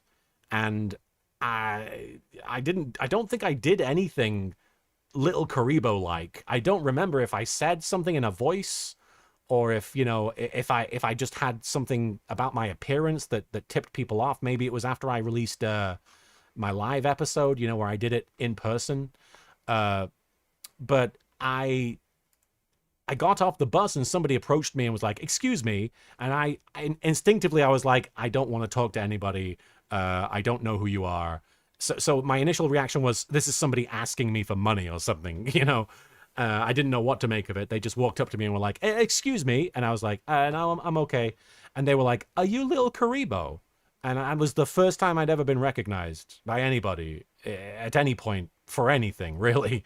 So that, I guess, was the moment where I was like, "Oh shit, something has changed," you know. Something has happened, and suddenly I'm a known entity in some shape or form, even offline. Really quickly, JB, thank you for the super chat. Yu-Gi-Oh! Abridged helped me learn English during my teens, so much so that I now hold a PhD in British history. Thanks for all the laughs and the vocabulary. Whoa. That's crazy, JB. Oh, and I forgot, Adam Lombardo, sorry. Thank you for the super chat. Martin, I swear on Ra, when I got married, my wedding vow started with, "You were the second most beautiful person I ever laid eyes on." The first was me, of course. And yes, actually. Wait, what? Is that from my show? Is that just you telling me that? Or is that a quote from my show? I don't recognize that.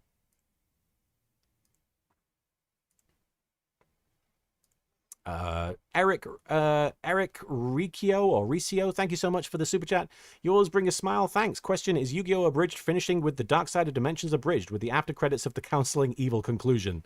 That's not a bad idea. Dark Side of Dimensions Abridged, definitely I want it to be the finale of the show, but I don't think that that's going to be the last Yu-Gi-Oh! Abridged thing that I do. There's going to be other projects that I want to wrap up, like Crapsule Monsters, etc. Even Marek Plays Bloodlines, I'd love to return to that when I have time. Evan Davies, thank you for the super chat. Thoughts on Avatar of the Pot, since you like Neos? Also, massive amounts of love and a massive thank you. Huge love for British Yugi too. Avatar of the Pot. Let me look this up. Oh, he's a buff boy, huh? Yeah, no, massive love for the buff Avatar of the Pot. I'm not usually a muscle guy, but if he's bringing pot, I won't say no. All right. So we're on episode 7, and I know I wanted to watch 10 episodes. Let's see what we got. I'm once again expressing interest in more Ninja Bridge. I would like to do more Ninja Bridge as well. I'm not going to say it will definitely happen just because I'm trying really hard to focus on Yu-Gi-Oh! Abridged and getting that done. And I don't know what state my life will be in once Yu-Gi-Oh! Abridged is over. But Ninja Bridge, I'd love to revisit because it's one of my favorite things I've ever done. One of the stupidest things I've ever made. One of the funniest things I've ever made, honestly. All right. I'm going to watch this next episode, and my voice is really kind of running out of energy. I'm going to be honest. So I'm going to watch this episode, and then I'm going to read the super chats that have come in. And then I'm going to probably call it a stream. I do apologize. I'm going to hydrate. Good call. Good call. But this isn't the last time we're going to be streaming this. I would like to do more in next week. Monday to Friday, I'd like to stream every day a little bit, watching more episodes. I don't know if we're going to get to the very end of the series because this is going to take longer than I realized if I were to try and do that. But I do want to keep watching episodes. And then when the episode 89 is ready, release that and watch it live with you guys.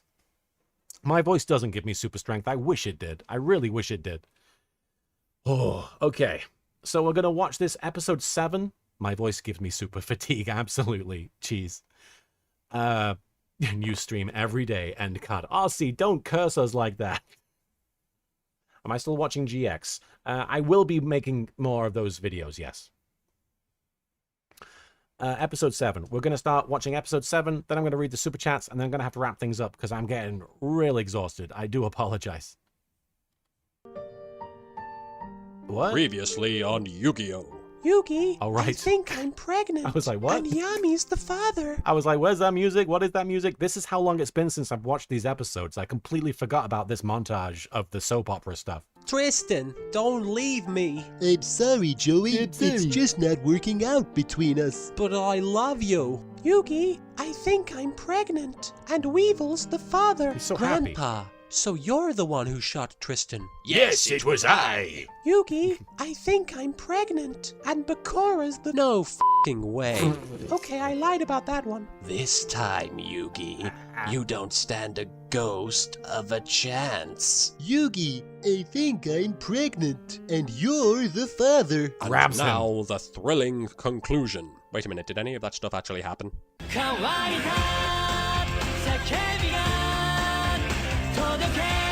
Fly us higher game. Yeah, that opening sequence, I'm going to be entirely honest with you guys. I'm very happy with it. It is funny. I have to acknowledge where I got it from. There's at least 2 episodes of Mystery Science Theater 3000 where they do that exact thing with the opening host segment. They do a big, like, previously on Mystery Science Theater 3000, and a bunch of people are pregnant. So I technically stole that whole gag, which, you know, is true of a few jokes here and there in Yu-Gi-Oh! Abridged.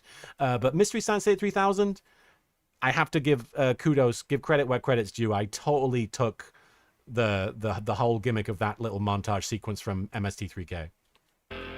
Attention, duelists! My hair has abducted this small child. If you want me to release him, you must first defeat Seto Kaiba's ghost in a duel. Are you trying to tell me that Kaiba came back from the dead just to play a card game with me? Yes! Either this is a trick, or this show is even dumber than I thought. That's ridiculous, because I can absolutely believe Kaiba would come back from the dead to play a card game with someone. Scorpion style from Mortal Kombat, not MST3K. It's true, Yugi. I've returned from the dead in order to defeat you. My desire for vengeance was so strong that even hell itself could not hope to contain my... Okay, time out. Does anybody here actually believe for even 1 second that this guy is a ghost? I do. Anyone besides Tristan? I do. What's your point? My point is, you're not a ghost. No effing way. Then explain how I have this, the Hitatsumi Hitatsumi Giant. Oh, you're right. That definitely proves it. I do actually think it's absurd that they try and be like, oh, it has to be Kaiba because he has those cards. Like there aren't more of them, you know? Look, I'm a ghost, okay? Quit being such a jerk. If you're a ghost, Then I'm straight. Now that Pegasus thinks I'm dead, I Disappear. can work on redeeming my Outta character here. in the It eyes was of the time to fans. break my Wait a minute, how shoes. the hell did I climb up the side of a cliff while holding a briefcase? And for that matter, how the hell did I get here? Yeah, this is very Dark Knight Rises, isn't it? When Christian Bale just shows up back in Gotham and you're like, how did you get there, bro? You were in a different country. Kaiba, how did you get to your home, your mansion? Like, how did you just walk there? To the Kaiba cave. Batman.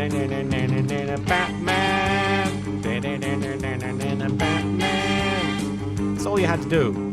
Hi there, Kaiba. I'm your inappropriately voiced computer system. Wait a second, do you mean I have to spend the entire episode talking to a machine? It's like looking in a mirror, isn't it? That's just my Valentine voice. That's what I would gradually make my Valentine voice.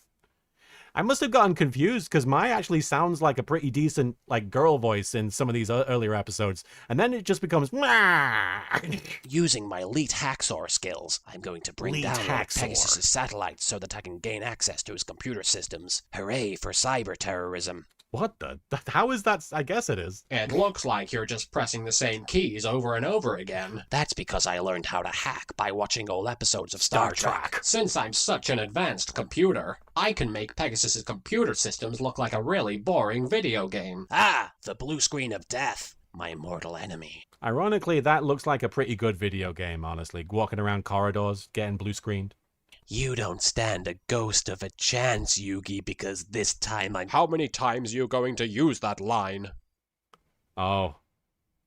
Comic Sans. It's me, Kaiba, and this time you don't stand a ghost of a chance. Yugi, you don't have a ghost of a chance beating Kaiba because this time he is a ghost. Bones. I'm afraid you don't stand a ghost of a chance in a duel against me.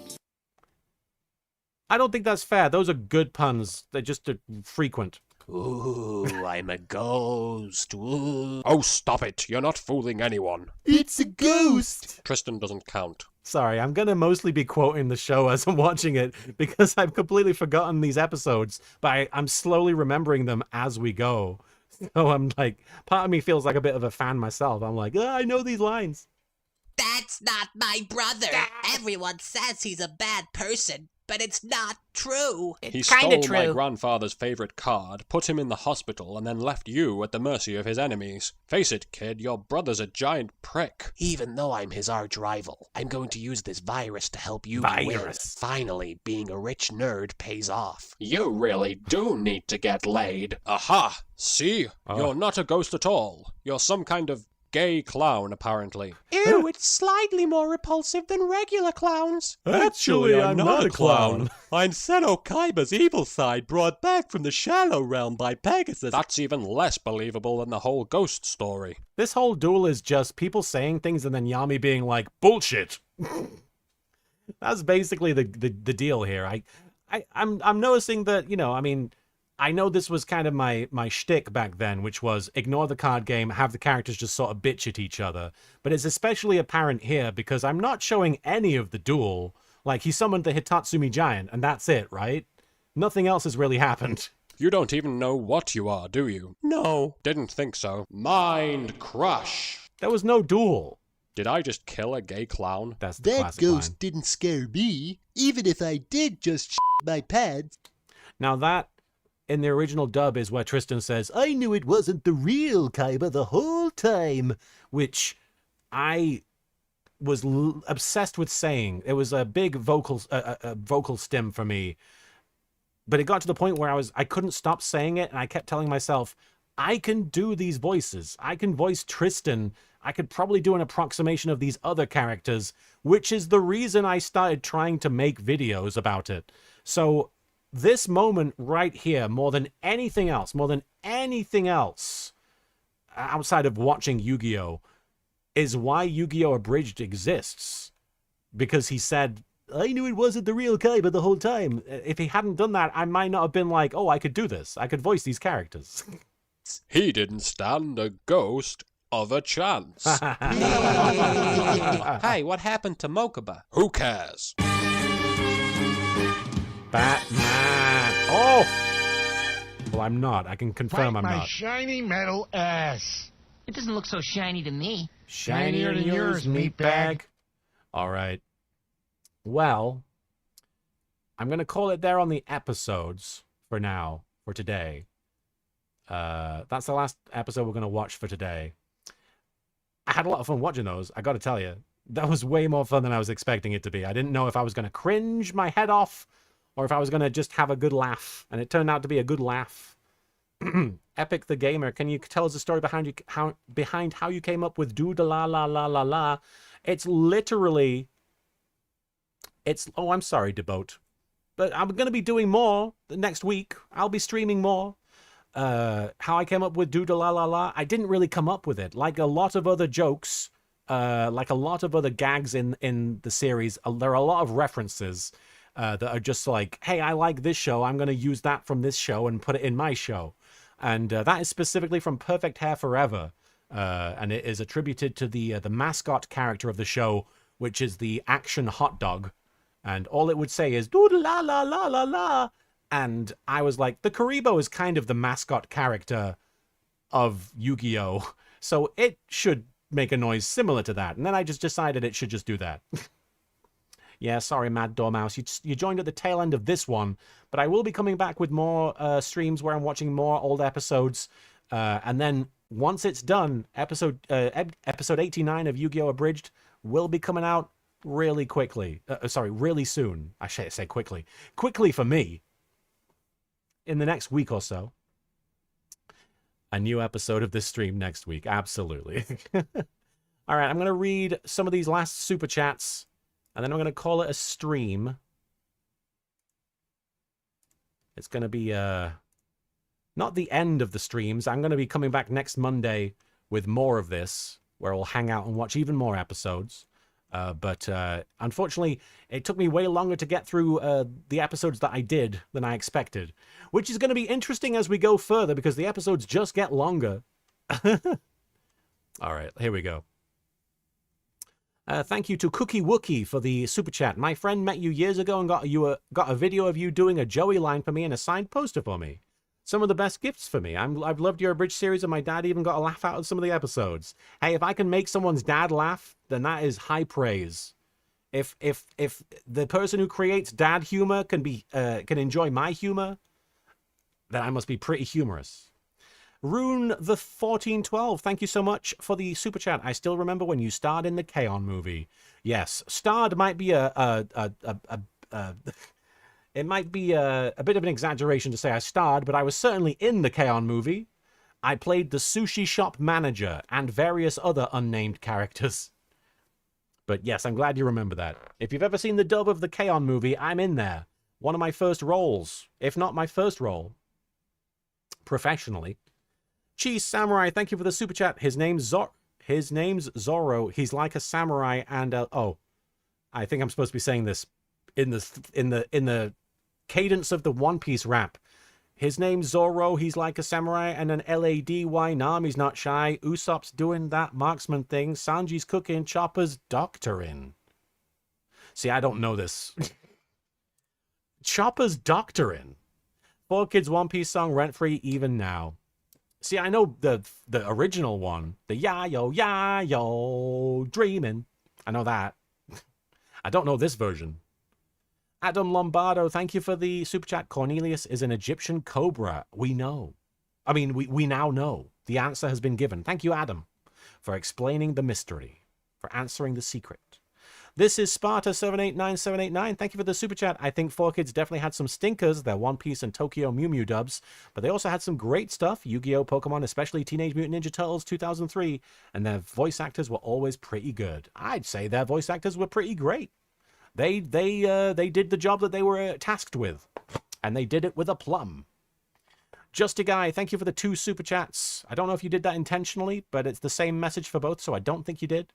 Apologies if that has gone through twice. It's hard to believe I can remember when I would see episodes cross-posted on LiveJournal way back when, and now look at us all.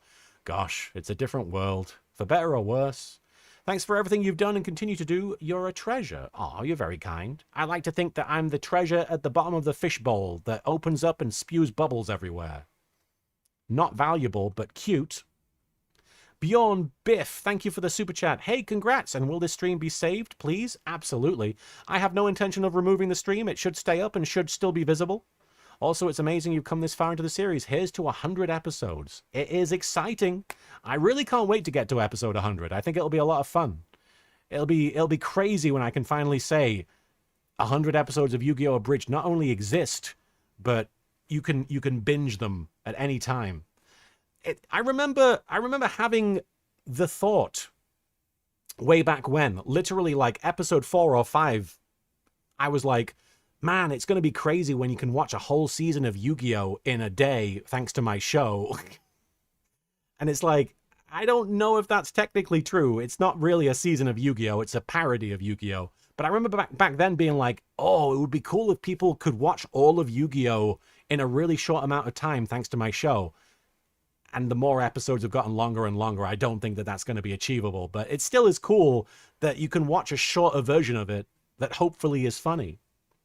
Zach Bartles, thank you so much for the super chat. Been watching since my freshman year of college in 2006. Once my best friend and I made a drinking game, taking a drink every time a character said card game. We got so entirely messed up so quick, it was a great night. It could have gone very badly, but I'm glad it didn't. I'm glad it was a fun night. Chaotic K9, thank you for the super chat. Been watching since I was 11. I'm 22 now.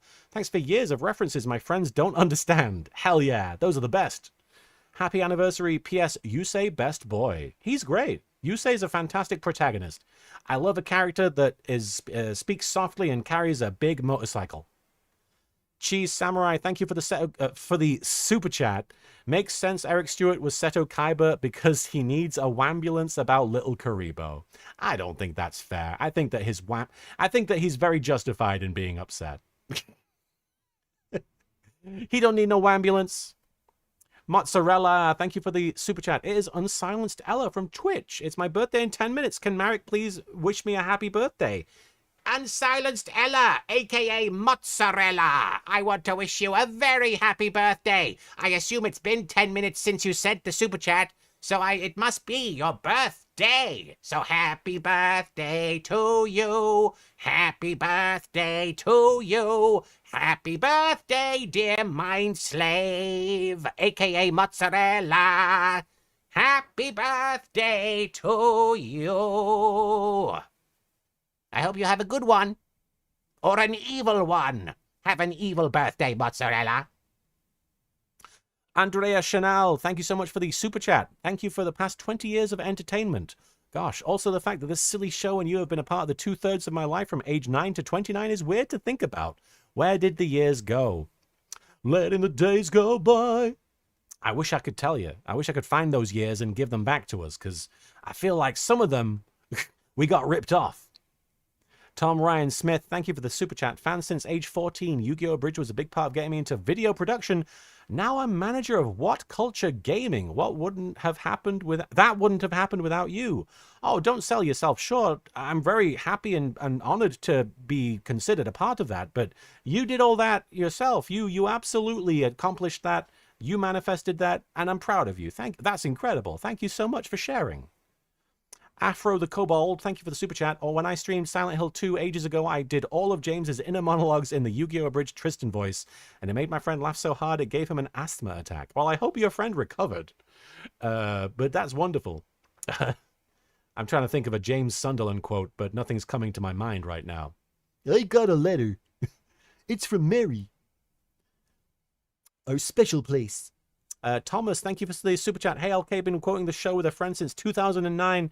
We even made a German fan dub back then, but it got nuked by Toei after like 2 episodes. It also wasn't good, but we had fun. Well, that's what matters. Still fans today and love your videos beyond Yu-Gi-Oh! Abridged. Well, thank you, Thomas. You're very kind. And thank you so much for making a fan dub. I wish I could have seen that. Cheese Samurai, thank you for the super chat. Lil Karibo's voice gives him super fatigue. It sure does. Zachary Hauser, thank you for the super chat. I mean, Kaiba breaks into the afterlife to duel Yami. So I do believe he'd return from the dead to duel Yami. Absolutely. The afterlife, the mortal coil means nothing to Seto Kaiba. He exists outside of the whole mortality thing. His ego is too big for the Grim Reaper to contain.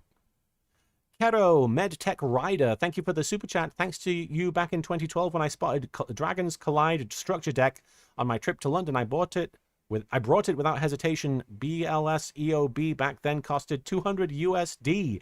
Now I'm Enea Craft Scrub. Thank you. Oh, I'm having a Jesse, what the hell are you talking about moment, but I think that's all Yu-Gi-Oh things. Yeah. You'll have to forgive me. I'm not super familiar with the card game or its manifestations or how much it costs, but that sounds crazy. I'm glad that you did that, I think. Buddhabot, thank you so much for the super chat. Were them pretending the gay clown is the darkness of Kaiba that Yami vanished in episode 1? Were they implying that this was a sort of Yami Kaiba? Oh, that's interesting to think about. Imagine a whole show about Kaiba going on an adventure with this spiritual, "Hey, Kaiba, you should challenge that guy to a card game and let me control you." Imagine that. No. Maybe he's just suppressing that guy the whole show and is like, "I'm ignoring this ghost clown. That guy doesn't exist." Patrice Laser PDB. Thank you so much for the super chat. Hey, LK, I watched YGO Abridged since 2016. I used your version of Draw Monster Cardo in an exhibition I did last year about anime. Love from Quebec City. Oh, hell yeah. That's a huge honor. And I hope you're doing well up in Quebec City. Cheese Samurai, thank you for the super chat. Mind crush. Yes, indeed. Our minds have all been collectively crushed. All right, the last set of super chats, and then I'm going to wrap up the stream here. We're going for just over 3 hours, which is not a super long stream, but for me, I'm feeling a bit worse for wear. Chris MM, thank you for the super chat. I do appreciate the $6.99. Christopher Torres, thank you for the super chat. I've been watching your show since I was in high school, and I'm so glad to see you still enjoying this project as much as you do. Take care, big dog. Oh, thank you so much, Chris. You're very kind, and I'm so grateful for you watching the show since high school. Thank you. Adam Lombardo, thank you again for the super chat. Eric Stewart is to Little Karibo what Prince was to Weird Al Yankovic. Oh, I mean, I love being compared to Weird Al, don't get me wrong. I just don't know if either of those things are true. But thank you. I think. 4 Goose, thank you for the super chat. Turning 36, been with you since day one. You rock. Does that mean you were watching this when you were 6? No, wait. 36 minus 20 isn't 6. My ability to do math is as good as Joey Wheeler's. Sorry, you've been with me since you were 16. I was about to be like, wait, what? What are numbers? Mojo Ryzen. Thank you so much for the super chat. Been watching since I was 13 in middle school. Now I'm 31, about to get engaged. Oh, hell yeah. Thank you for the memories. Card games on motorcycles. Well, card games on wedding cycles to you. Congratulations, Mazel Tov. Another Warren, thank you for the super chat. Help my friends and I get through the pandemic. Thank you. Oh, gosh, yes, that was a rough time. And, you had to take what entertainment you could find. And I'm glad that you found entertainment through my show. I'm glad it helped you and your friends stay sane. And 4 Goose, thank you for the super chat. You are the famous voiceover guy from Team 4-Star, right? I certainly am something along those lines, yes. I am Lord Frieza, yes. All right. And I think there's a few other super chats that I've missed here. All right. Alexis Kunzite, thank you so much for the super chat. Thank you for 20 years. Started watching when I was 13, and now I'm in a relationship of many years, quoting Yu-Gi-Oh! Abridged regularly. Thank you for everything. And Ashon Fabra Plays, thank you so much for the super chat. At Kineticon, met Pegasus' voice actor. He said he doesn't watch Yu-Gi-Oh! Abridged. I told him meeting you best thing ever at Kineticon. Well, he's probably got a lot going on. He's probably too busy to watch Yu-Gi-Oh! Abridged. I don't blame him. And 4 Goose, thank you for the 10 euro super chat, plus 2 Irish euro for maths. Maths! All right, I'm going to have to call it on the super chats there, guys. I appreciate you guys sending more in after I'm done. Wait, Violetta, Vinage 12, or Vinage, old school fan here, been here from 2006. Thank you for everything. Worked at Disney for a bit and had to sync your commentary Star Wars 7 and voiceover on Violetta. Was like, wait, is that fucking LK? Oh shit, really? That's crazy. Wow. I recorded those at 2 entirely different studios and you worked on both? That's crazy. You guys are so... There's been so much wholesomeness. I do appreciate it. And really quickly, Reborn Zombie, thank you for that super chat. Been watching YGO Abridged since the Christmas special in 2006. I met my wife through your show. Thanks for 20 years of great times. So many of us have gotten so many positive memories from just enjoying this crazy parody, this silly little parody show that I threw together, not even thinking about it, not even thinking about the long-term consequences. I just got asked on a panel recently because I did one convention this year, and I just did it like last week. And I got asked on the panel, would you have done this if you'd known it was going to be as big as it was?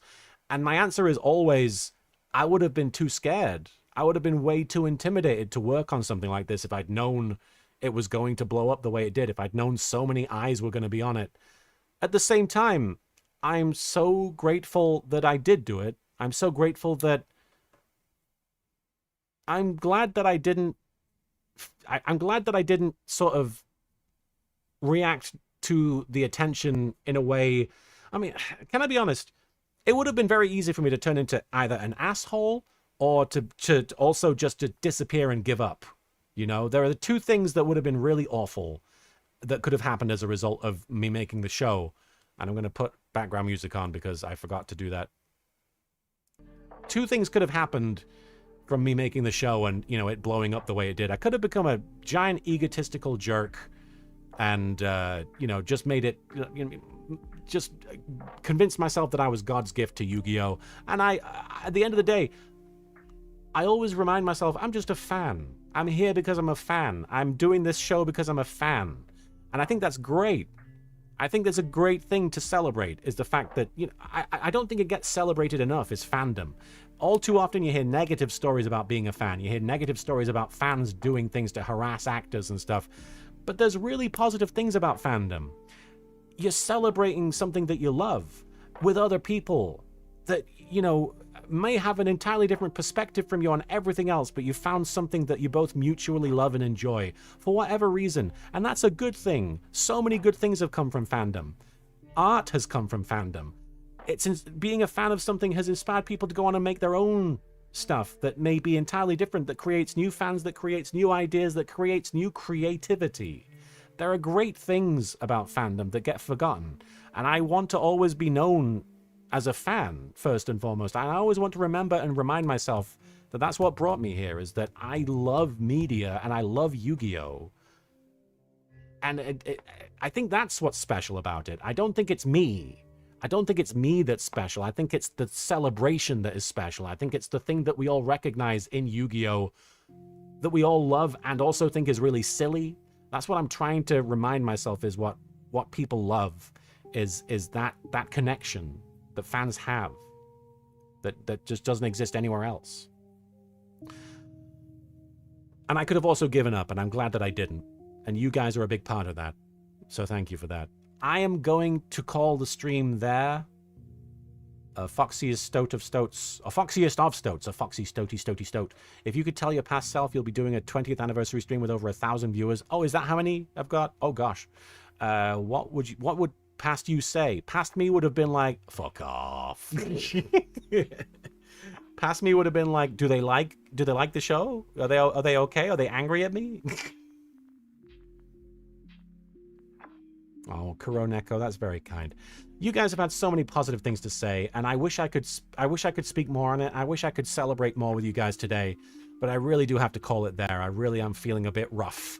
I really am feeling a bit worse for wear, and it's nothing like out of the ordinary. It's just me. I'm getting old. And I don't have as much energy as I used to.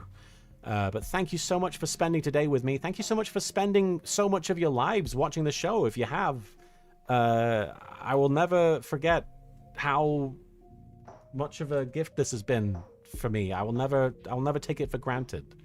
So, yeah.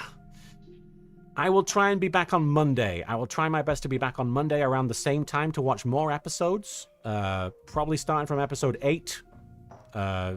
Continuing as we go, chronologically. And we'll try our best to get as far as we can into the series.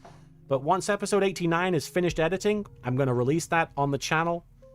And I hope you guys enjoy it. It's looking like it's going to be just around 18 minutes. So it's not a super long one, but it's not a short one.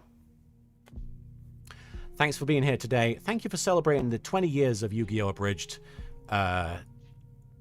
It's its own little thing. It's got its own little corner of the internet.